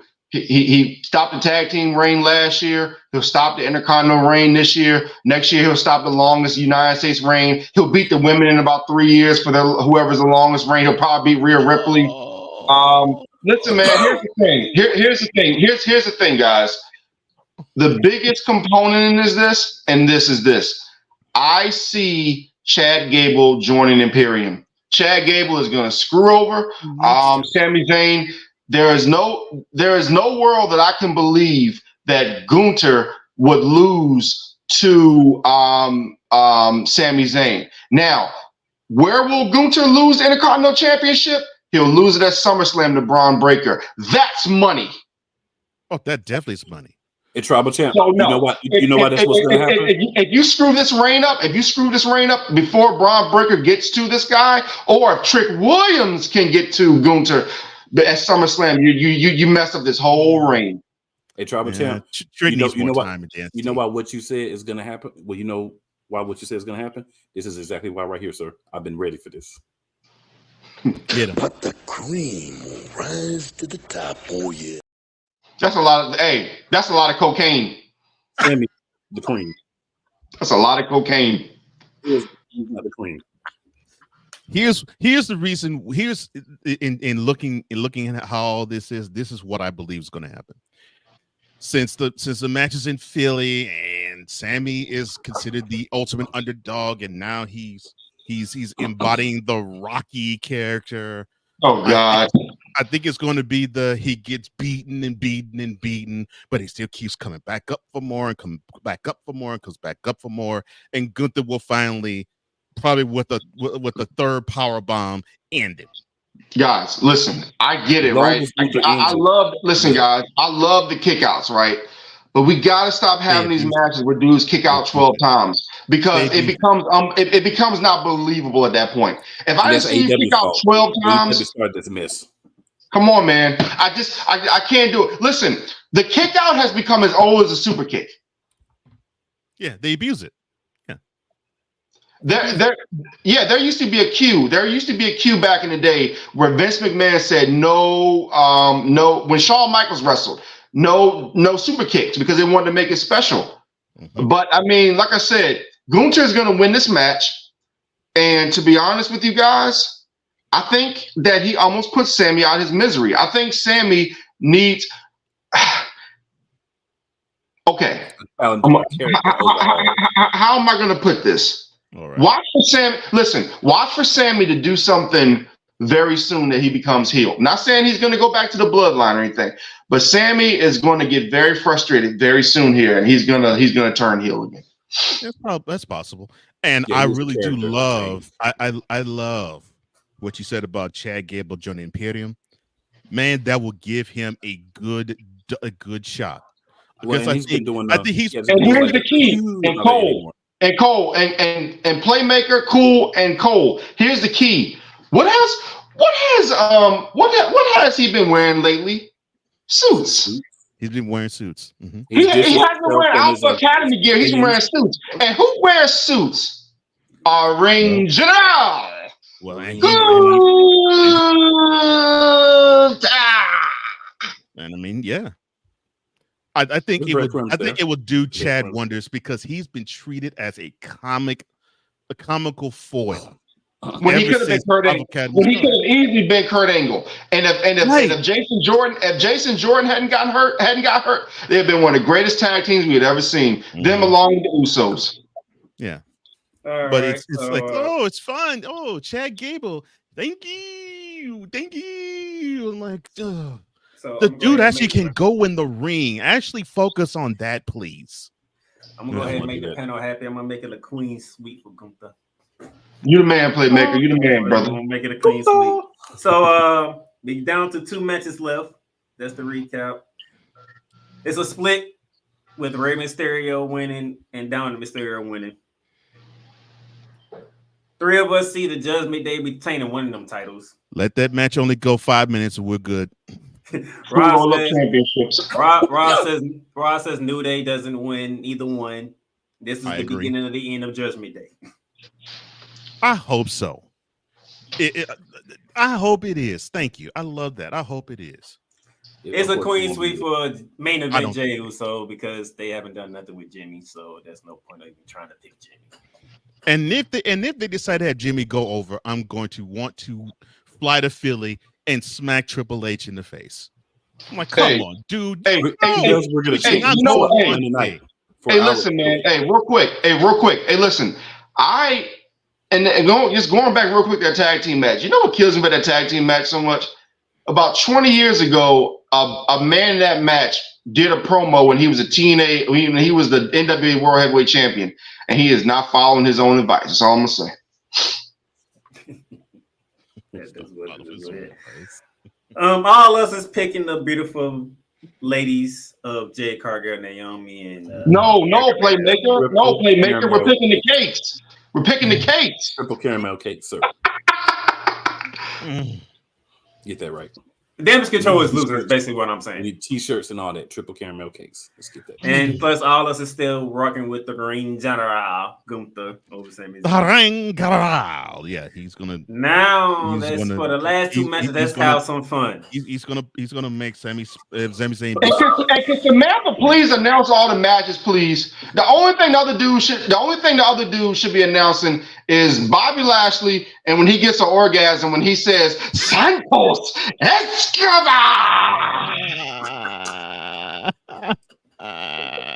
He does do that. He does get very excited for that. That is true. All right, ladies and gentlemen, let's have some fun because the women's World Heavyweight Champion is on the line. Mommy Rhea Ripley defending against the man Becky Lynch. Santos, my co-host. Escobar. I'm like, why? Why you had to do that, man? We've been waiting for this match for a long time. It's finally here. Mommy versus the man, my co-host. What you got? Mommy, can I go first on this? It's always on top. That's all I got to say. That's all I got to say. Yeah. Okay. So first of all, Becky Lynch has a child, so she's not a man. Because she has reproductive rules. But she's not a man. She okay. And here's the other thing: Nia Jax beat her fair and square, and Nia Jax didn't get. I'd rather see Nia Jax against Rhea Ripley. I'd rather see Jade Cargill against Rhea Ripley. But they did make it interesting. Becky Lynch is very boring. She's very generic. Nia Jax made her career when she punched her in the face. If it wasn't for Charlotte Flair, we wouldn't know who the hell Becky Lynch is. If you think about it, the real man of the industry is Charlotte Flair, not Becky, because she made you. She thought so less of you that she put the title on the ground. Becky Lynch continues to get chances. She's as flat as Caitlin Clark. I can't stand either one of them. Flat cakes. So Becky Lynch, and Caitlin Clark. We had cakes. These are the flat cakes. Can't stand either one of them. Go South Carolina. Go Ripley. Go Rhea Ripley. Dawn Staley and the crew. Becky Lynch is not a good wrestler. I mean, she's okay. Don't get me wrong. Her promos suck ass. Rhea Ripley seems bored with this feud. She's like 10 years older than Rhea Ripley. Rhea Ripley is hotter, a lot hotter than she is. One of them is like breakdancing. Cool. Becky Lynch without makeup. Becky Lynch without makeup is like Casper. Rhea Ripley without makeup is just an absolute god. One of them is a carrot cake. The other one is just an absolute carrot god. Top. This match, I hope it hurries up and finishes, because I don't believe that Rhea Ripley is I don't think Becky Lynch is on Rhea Ripley's level, even at this point in their careers. How Becky Lynch, she lost the Royal Rumble.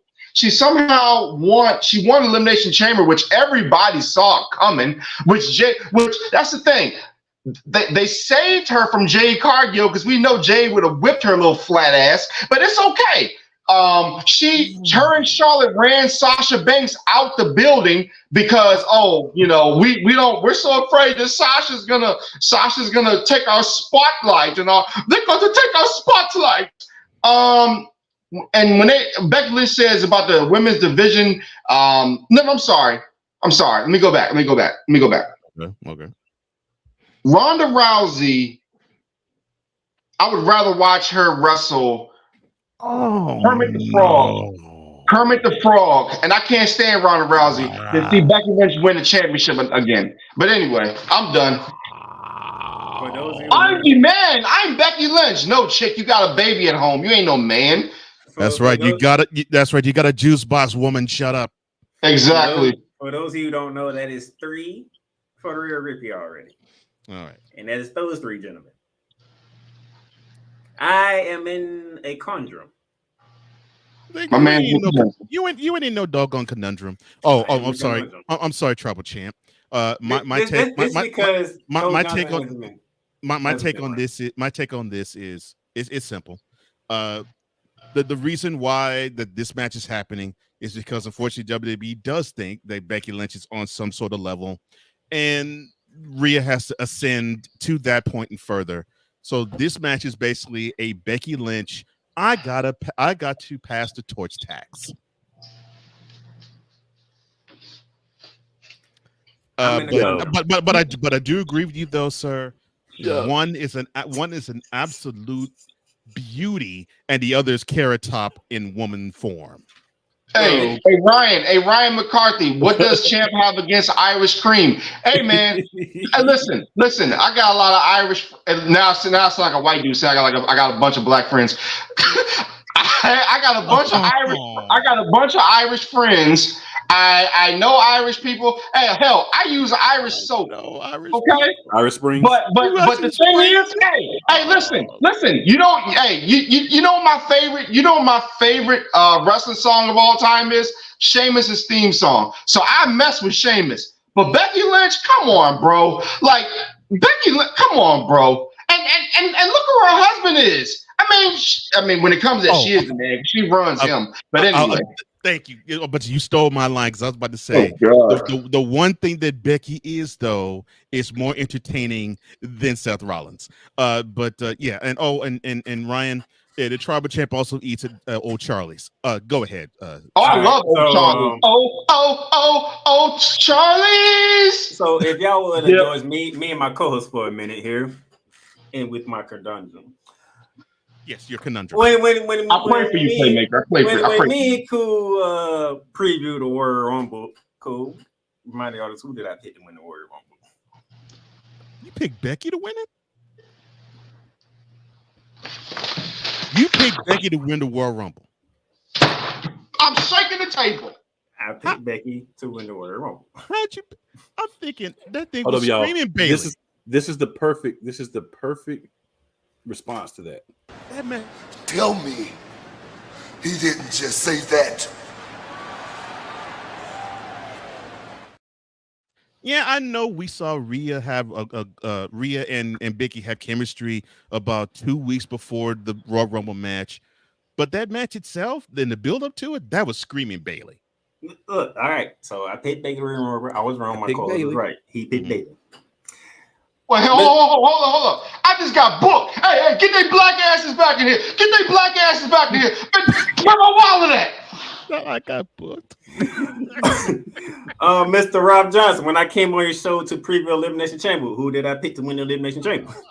Playmaker, listen. Playmaker, listen, man. You got a lot of views. You got a lot of followers. You're a Rams fan, even though we whooped that ass in Dallas. I respect you, brother. I respect you. But let me tell you something right now, Playmaker. Right now, we are frenemies, bro. We're frenemies because you know something? I can't believe you put this in my life. I don't want to see Becky Lynch anymore. Go off and do another book tour, get impregnated again. I don't give a damn what you do. Just go away. But for God's sake, do not give us Liv Morgan and Rhea Ripley. No, I will take Becky Lynch 100 times over. I will take Becky Lynch 100 times over. So do I stick with the wagon that I've been dragging since the beginning of the new year? Speaking of wagon, do our reverse course and go the other route? Wow. You go the right route, sir. You go the right route. No. That's the answer. You go the right route. So what are you gonna do? Playmaker, what are you gonna do? You actually gonna pick Becky in this match? Playmaker, please don't do it. Okay. Don't curse us. Coach Justin know me. I'm sticking with what I started with. I said since the new year that you're going. Yeah, I know you're going 10 toes down. What is the logical reason or rationale as to have Becky be the world champion on the women's end when Rhea Ripley is the hottest thing in all of wrestling in terms of the women's side? Can I say something real quick? Why was she where the time? Go ahead. It would be the biggest mistake since Charlotte beat Asuka. It would be worse than that. I agree. So what logical reason would Becky have to actually go over on Rhea tonight? She's got a book deal, and because she's popular, and because Seth Rollins has pulled in the back with Triple H. Who gives a crap about that Joker wannabe and her book? Hey man, just keep it. People keep chanting mommy. People keep chanting mommy, although she's a heel. I'm thinking, okay, so the hot hand is Rhea. Once upon a time, a Canadian won the world championship when they were saying that he was from another country. Jinder Mahal.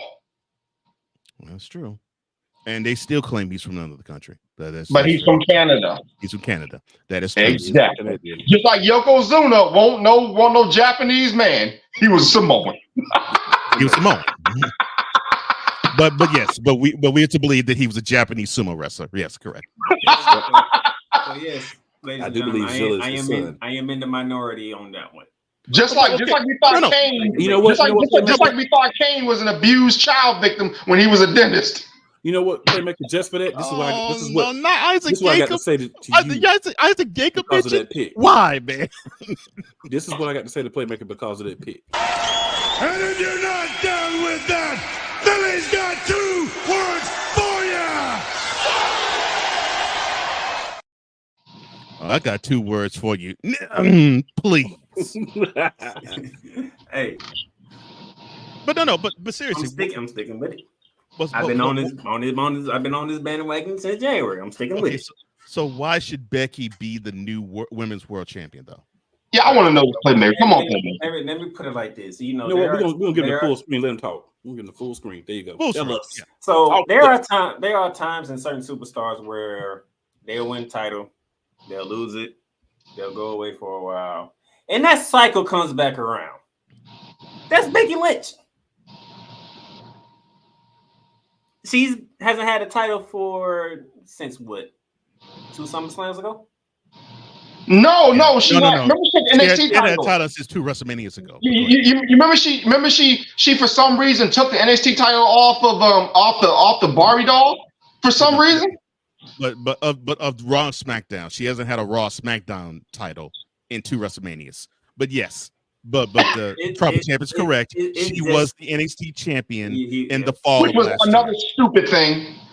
It's that cycle, you know. It's that cycle. It was for her to be a triple champion. Playmaker.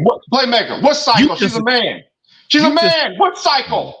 You basically just described Bayley. Or is it a steroid cycle?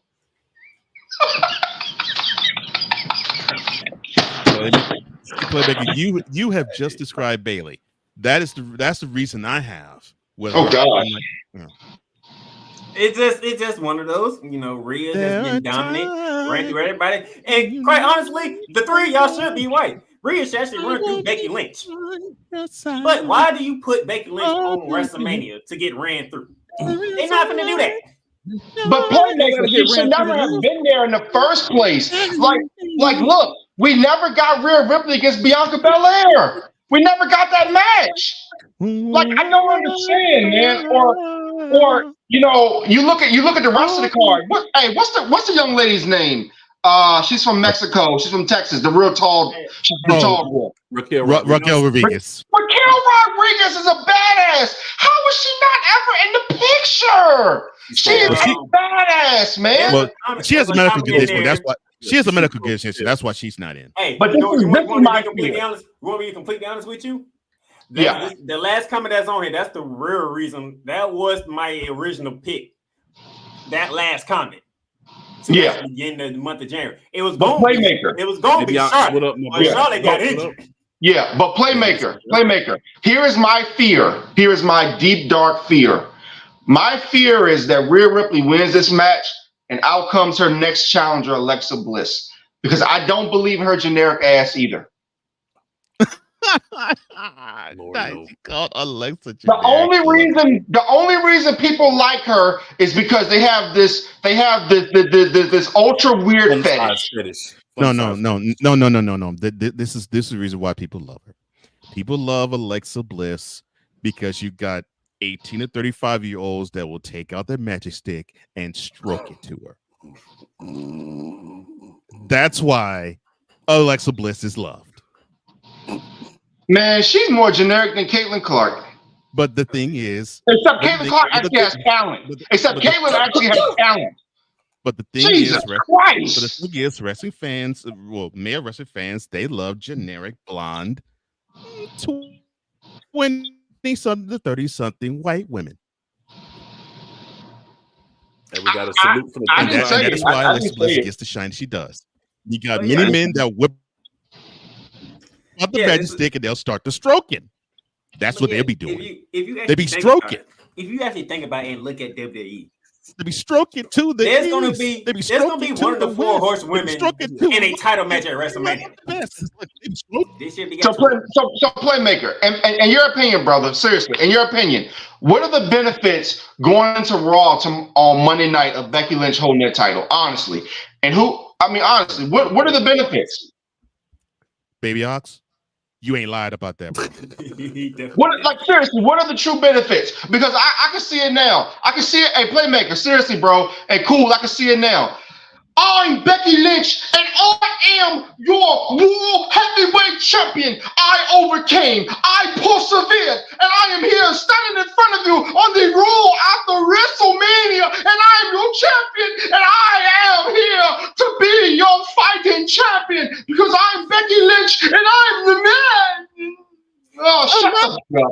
That's probably the exact promo she will actually do on the Raw after WrestleMania when she beats Rhea Ripley. I overcame Ripley. I said that she was better than me. I said that she had more talent than me. But one thing that Rhea doesn't have that I have is heart. I love this business, and I will continue to thrive in this business and do things backstage to get ahead in this business. Hey, Becky, we got something for you. Know your damn role and shut your damn mouth. They need to shut. They need to shut. Leave it to my co-host to take me to the final match of the night. Oh. Your sister has a question, bro. She does. She does, but as we used to say on Snowman in the morning,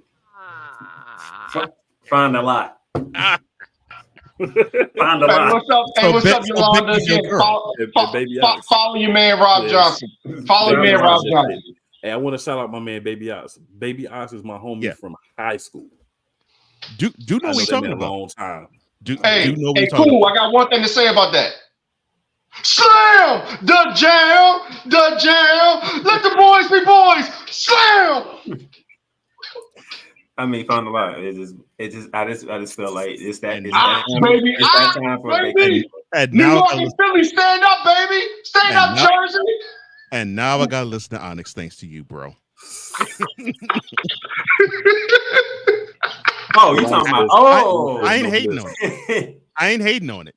But now I'm gonna be honest. Rob did put that in my head. I wasn't even thinking about my girl Alexa Bliss at the moment in time. Oh God, I wasn't even thinking about her. But he no. I mean, it would be interesting if she does come back this weekend. It would be interesting. Now tomorrow he'll be talking about Alexa Bliss. Thanks, Rob. Oh, hey, heck, it could be Carmella. I'm messing. Hey, oh Lord, Corey. Oh God. Hey, listen, man. That's not bring back. Listen, before they bring back Carmella for anything. Oh my gosh, she's had more championship opportunities than anybody. Jesus Christ. That is true. Yo, that is true. Yeah, Carmella has had many, but she is just not a good wrestler. She's an okay wrestler. Put her in a tag team. Let them have a tag team championship. Yeah, nobody cares about them anyway. The problem with her is she could talk and she looks okay. And but in the ring, she's put her in a tag team with Chelsea Green. Let her and Chelsea Green be a tag team. Oh Lord! Oh yes, I would love that. Together. Oh my love God. That. And coming out to the ring, Carmella and Chelsea Green. Oh, and by the way, before I get to the last match, oh no, you can't do it like I can do it. You can't do it. And from the Hollywood Hills, Chelsea Green. And by the way, congratulations to Samantha as she will be ring announcing the entire WrestleMania card. Oh, say it again. Samantha, yes, she's announcing the whole ring card. announcing the entire WrestleMania card. So so Playmaker, you're telling me we get Samantha, we get Coco, and for the idiots out there who are saying who? If you don't know who Coco is, shut the hell up. Leave. Now, I will say this. The only thing that I'm kind of worried about is when the other dude comes out, pest control. Ooh. But listen, no. In all seriousness, Lil Wayne is going to drop a new song. Shout out to Meek Mill. I don't like your music like that. And I'm just being real with you, Meek Mills. I don't like your music like that, but you know what? I respect you as a man because you've grown. So I don't like your music, Meek Mills, like that. I like some of your songs, but you have grown, sir. So when I see another brother doing better, that's all I care about. You making your money, doing your thing, that's all I care about. I can dislike your music, but still pray for you to keep going up in life, Meek Mills. Diddy likes Big Mill music. I didn't say that. I'm not touching that. I'm not touching that as well. He's grown in. Now, before I get to the main event, what Baby Ox put in the chat will set the world on fire if that happens. If that happens, sir. Oh no, she's not coming back. I don't think she's coming back. No. I don't. It's too far gone. I don't think she's coming back. That's what I say. If that happens, the world gonna be set on fire. Hey, Playmaker, right now, the way the world is going, the whole set the world on fire. Let's kind of keep that out there because we got the events coming up Monday with the solar eclipse or whatever I think it is, right? The solar eclipse they got coming. The solar eclipse. We're on the brink of World War 26. Another Cold War, but it might be a hot war this time. So no world on fire, please. No world on fire, please. My bad. You got it. My bad. I got you, Playmaker. Now the main and we're anticipating surviving P. Diddy in the summer. She wouldn't come back under Vince. That's true. Now the main event of the neither did Sasha Banks. They They went off in that bag. So They bagged it though. CEO, the dumbest shit I ever heard. Trace. yeah. Anyway. CEO sucks. CEO sucks. CEO. The main event of tonight. They're going to crap over Sasha Banks / Mercedes Moné so fast. The main event benches 3 guys. Because guess what? In TN and what do you call that? In that company, the black ladies only win the TBS championship. Yeah, they ain't going for the real championship. Yeah, I saw that, noticed that. And the black men too. We're gonna see what Swerve do, but black men too. Anyway, the main event features 3 gentlemen who are pulling double duty. 3 guys that will be fighting night 1 and night 2. And the crowd don't give a crap about any of those 3. We have the Bloodline featuring the final boss. And that's who they care about. The People's Champion. The That's Rock. who they care about. Teaming with the WWE Undisputed Universal Champion Roman Reigns. They don't give a crap about Luke. Hold on, Playmaker. You did not give a proper introduction, sir, and I'm mad at you. The Undisputed Universal Heavyweight Champion of the World from Pensacola, Florida, weighing in at 265 pounds, Roman Reigns. My man has studied how Samantha does that. Okay. Yeah. But Philly doesn't care about Mr. Leukemia Man. On the other side, you have the World Heavyweight Champion, Mr. Seth freaking Rollins. They give just as much a crap about the Joker Light. And the 2023 and 2024 Royal Rumble win on the men's side. The American Nightmare, Cody Rhodes. And they don't care about Homelander's stunt. I gotta finish my story. Now, Yes, sir. This match actually affects tomorrow's match.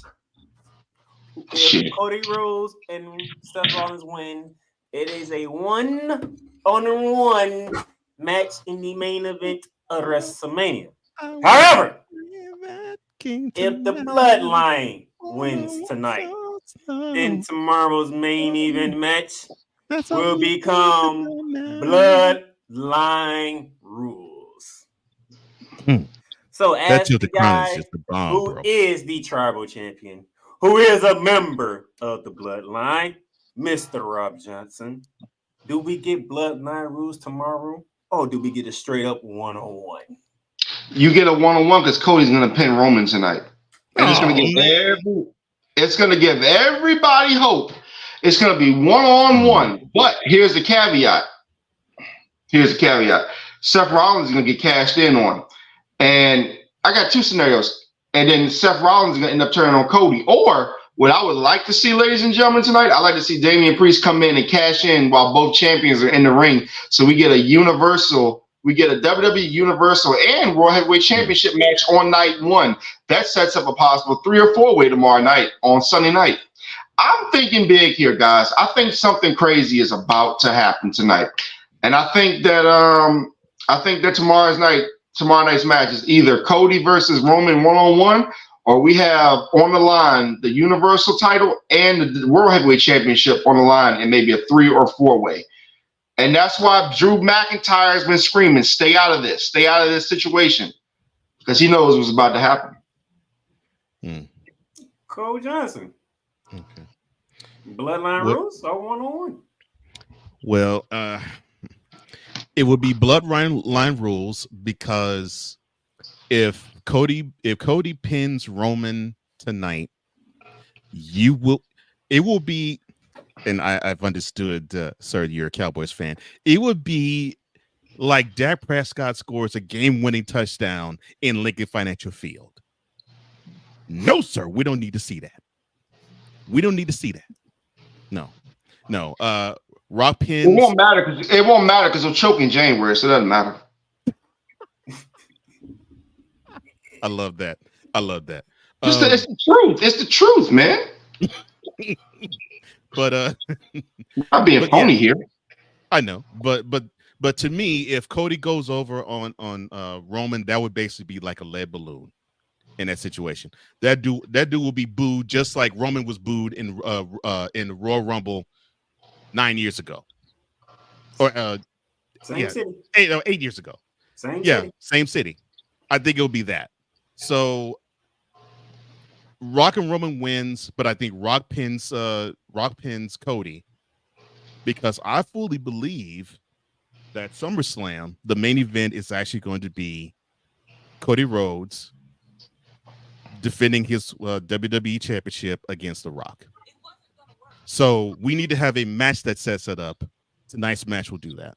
Now, all the other stuff can come into play, but to me, the one thing that I think needs to happen is that, because I think you need to have the chaos of Bloodline rules in night 2, and I think it would set your scenario up beautifully if we were to have that as well.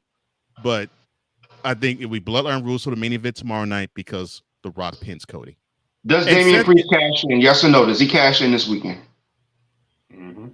Yes, but not tonight. My co-host, Bloodline rules, all straight up one-on-one fisticuffs.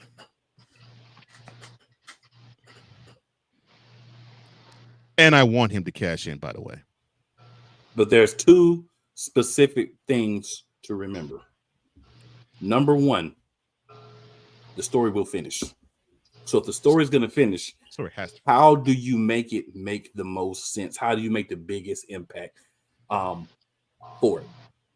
He's got to get pinned night 1. And as Cole so eloquently put it, there's only one man that can pin him night 1 and get the crowd behind him. If Roman Reigns pins Cody Rhodes night 1, the crowd would crap on it.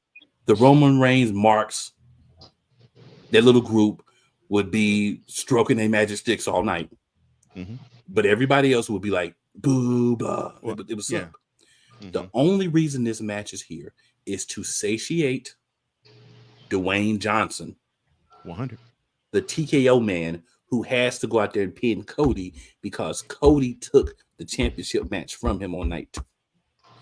So he pins Cody night 1. He gets the cheers. He gets the adulation. And by the way, didn't say this earlier, that new Rock entrance. That thing goes hard. I don't care. I done told you I'm a Cody fan, but when the Rock entrance come on, if the Rock comes out Monday night with that entrance,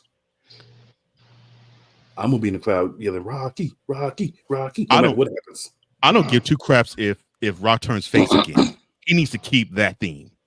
That is ridiculous, bro. But back to the match itself, because digression is something I do from time to time. Back to the match itself. The Rock has to pin Cody. Those have to be the 2 people involved in the pin, and Rock has to pin Cody night 1. Mm-hmm. So what does that do? The Rock's already pinned Cody night 1. So Roman Reigns, they got what they want, right? And I'm gonna leave it at that because we're gonna talk about night 2 tomorrow. But they got what they want. But all I will say is be careful what you wish for, because you just might get it. And to actually put a Marvel spin on it, I'm looking at tonight's main event as sort of like an Infinity War game. And I mean, Infinity War Part 1, yeah. And I see tomorrow night as Endgame. Exactly. All right. 2 for the Bloodline. I mean, hey guys, listen. I'll say this though. Cody didn't succeed in Hollywood. Maybe this is him and Rock going through their production. Because listen, if Rock turns on Roman, this has been one hell of a performance. So Cody couldn't survive in Hollywood, but now he's showing The Rock that he can survive with the best. Survive with a Hollywood box office draw. Yeah, okay. So the thing for me is, however you want to, like, whatever shots you want to take at Cody, outside of him winning the story, be my guest. Because I'm not a crybaby. I'm just a fan. So all the other At least stuff, you're not Dave LaGreca from Busted Open wearing a pink robe all the time. Talking about, didn't know. I'm a Cody crybaby. Was I'm a that? Cody crybaby. He literally brought the pink road to Philly with him. What the heck is that? The pink road's in Philly with him. Don't play into that Here's crap. the problem. So if you're like, say you're a fan of the Bloodline, right? You got these people running around because there is a group of Cody crybabies. There is. Unfortunately, there are. Yes. You don't like them. You know why you don't No. like them? Because all they do is whine and complain and cry. Fine. They can't respect anything good about the Bloodline, right? Without the Bloodline, SmackDown would have been trashed storyline for the last 2 or 3 years. No. They did spend some time on Raw as well. Yeah. But for the most part, especially the last part of the run, they've been exclusively on SmackDown because Roman Reigns got tired of being on Raw, which is why they had to do the other championship anyway. Correct. It's because he really he didn't want to do Raw. And I get that. But if you didn't have the storyline, I had people who hadn't watched wrestling in probably 20 years, right? Yeah. 15 years. Very true. Hitting me up like, yo, I'm watching SmackDown. Like, yo, this is crazy. Were they watching Raw? No, not really. But they were watching SmackDown because it's where the Bloodline was at, right? So you have to give the props where they do. And that's where you get the crybabies into it because they don't want to give any props to the other side. Right? Bro, I was at a house show. I was at a house show, and the guy was telling me he brought his daughter because she got interested in wrestling. He hadn't watched in 20 years. He said if it wasn't for Roman, he wouldn't be watching. But here's the thing. Roman has made a lot of people relevant. Think about Sami Zayn. Sami Zayn was hot for about 4 or 5 months, and he is really cooled off. Before that, he was Iceberg. He made Logan Paul look really good. Honestly, guys, and here's the other caveat to this match. He obviously made Jay, so yeah. Oh yeah, he's main event Jay. It was so for a reason. And here's the other thing, guys. Here's the other thing people are not taking into consideration. Just remember, Seth never beat who? He never beat Cody. Seth wanted the match at where? WrestleMania. Seth is and just remember, Seth was again told Jay, I think something crazy is about to go down tonight. Make sure you watch Seth and Rock's interactions tonight. That's all I'm going to say. Because Seth could turn on Cody on a dime tomorrow night, especially if Damian Priest comes out and cashes in that title or that Money in the Bank tonight and Cody doesn't help him. There's a whole storyline. We got so many storylines that could go after this. It's ridiculous, guys. Here's the problem, though, with that. It's sort of like, okay, who's going to be the one that's going to ultimately turn on Cody, Jay or Seth? Or could it be both? Because if you do both, it's redundant. It would make one of those two redundant, if not both of their turns redundant. Mm-hmm. Unless they start a new heel faction. Because let's be honest about this. Or here's another scenario. And I know we're not into night 2 yet, but just remember, Cody Rhodes has taken that Lex Luger role. He's taken that ultra babyface role. Whose role has he stolen in WWE? Which former star or star who hasn't wrestled in about 6 months? Who did he take that from? Are you telling me that WWE doesn't want to set up a John Cena versus Cody Rhodes SummerSlam match? Heel John Cena? I'm telling you guys, come on now. A heel John Cena come back and take out Cody? Unfortunately, one of your I call him an honorary Bloodline member because I really don't think Rock is a Bloodline member, really. Yeah, he's not. He put the tree up. He put the L up. He put the tree up. He put the tree up. Then he put the L up. Cool. Hey, Cole. You just said something that intrigued me. Do you know the other night when he held Cody's belt up, he didn't put the L up? I did notice that. Ooh. Oh, but what will he do in the tag team match tonight when he comes out? But the reason why I don't think we would see Cody versus Cena at SummerSlam is because of Rock. Now, I think we could see Cody versus Cena either at the Clash of the Castle in June or Survivor Series, maybe. But not SummerSlam. I think Clash of the Castle. So here's my long-term scenario from what I think is going to happen tomorrow. I know we're not talking about tomorrow yet, but Damian Priest is going to end up with that belt. Eventually, it's going to be he's going to be the world champion. Yes, it's going to be a cluster cluck between him, Seth Rollins, and Drew McIntyre. And then in a month or so, we're going to get Brittle Phil back, Peanut Brittle Phil, for a month before he gets hurt again. So they're going to all be kind of involved in that. Brittle Phil. For those of you who don't know who he's talking about CM Punk. Yeah. Because all this is CM Punk's fault. Yep, because we're supposed to see CM Punk and Rollins at have WrestleMania. To watch yes, Drew McIntyre and CM and wrestle Seth Rollins for like the 20th time, 25th time, in a year, less than a year, like 6 months. It's because of Peanut Brittle Phil. How do you bring in a guy who was always hurt in AEW and you want to give him a top spot at WrestleMania? How do you do that? You at least make the guy show you that he can stay halfway healthy first. It's not like he was in AEW and he didn't break his femur or something. He was hurt like 2 or 3 times there. So at some point, you can't bring a guy like that in and put him right into the main event picture. So WWE, you know better, and you got burned for it, and then this is what you're giving us because of that. Well, to close it out, I'm going with the Bloodline tonight. We had a one-on-one matchup last year at WrestleMania between Roman Reigns and Cody. There's no point in doing a one-on-one match again, especially when you make the stipulations the way they are. 100. Just doesn't make no sense. So before we get out of here, let's get to these last comments. In fact, I got a show. I got a show I'm about to get done real quick. So listen, I'm gonna be out, but look, I'm gonna holler at y'all. Thanks for inviting me on. But I'm gonna have a goal. I'm gonna do my gold standard wrestling show. I enjoyed it. Playmaker, thank you as always. Invite me back, sir. No problem. Thank you for coming on and good job providing a lot of energy. You were awesome, man. I hope I provided some energy for you guys. You awesome, brother, man. Hey, and by the way, Miss Williams, make sure you follow me. I ain't playing. Oh my gosh. And he's shooting his shot too. Ain't that a shame?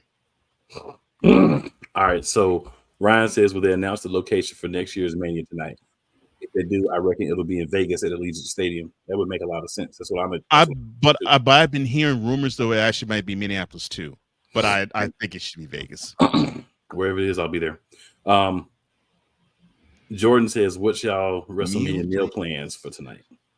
I'm probably gonna be cooking dinner when Jimmy and Jay wrestle. I'm gonna probably do a burger and some fries. It feels like the right meal for night one. Yeah, and I'm actually gonna probably go away from the regular meal. I'm probably gonna go. I'm probably gonna cook some pasta, like some tortellini. I think that's what I'm gonna do. I'm gonna slide to Cole's house. I ain't slided yet. I ain't decided yet. So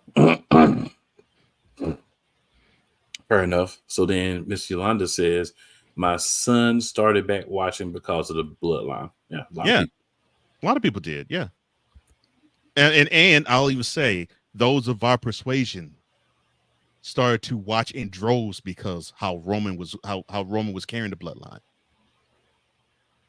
So it's a lot. That makes a lot of sense. Yeah, I'm finally gonna get this a break. Shoulder got a little heavy there. Tearing all that gold. Woo. Woo. All right. So Ryan says you'll never see John Cena as a heel because of his relationship with Make-A-Wish, Bianca Belair. I don't think you'll ever see him or Bianca Belair as heels. I don't think we'll see Bianca yet as a heel. You might see John as a heel. I mean, heck, he'll be 48 this month. I mean, 47 this month. So he's never going to be full time, right? He's never going to be back doing full time. So right. You know what I'm saying? We don't need another John. We don't need another Roman Reigns led heel faction where the leader's never there. That's true. No, you don't. Yeah. Ryan McCarthy also says CM Punk, fragile ego, fragile body, weak mind, weak spirit. John. Oh, that was what John said. Oh, that's what John said. Yeah. So Yolanda says, Darnell, get your friend. Don't worry about him. Don't worry about it. And Yolanda also says, I don't think Brandon will like that. Brandon's in good. Brandon's good. You don't gotta worry about it. I'm like, dude, shooting a shot hard. I'm like, man, okay. You ain't gotta worry about it. But all y'all can follow me Everybody, not just Yolanda, everybody, but Yolanda too, but everybody. All right. So we got you ready for night one. We are 40 minutes away from showtime. You ain't got no sense, cool. Tomorrow, 4 p.m., recap of night one, previewing night two. Then once the main event of night two is over, we'll be right back here recapping the entire WrestleMania weekend that includes NXT Stand and Deliver, which was phenomenal. And we're going to talk about the women's North American Championship that will be discussed. So thank y'all for tuning in. The three of us, we finna get it ready, figure out what we finna eat and do what we got to do with these last 39 minutes that we got before showtime. Already. So y'all have a good one. Enjoy night one. Be back here for night two show. Absolutely.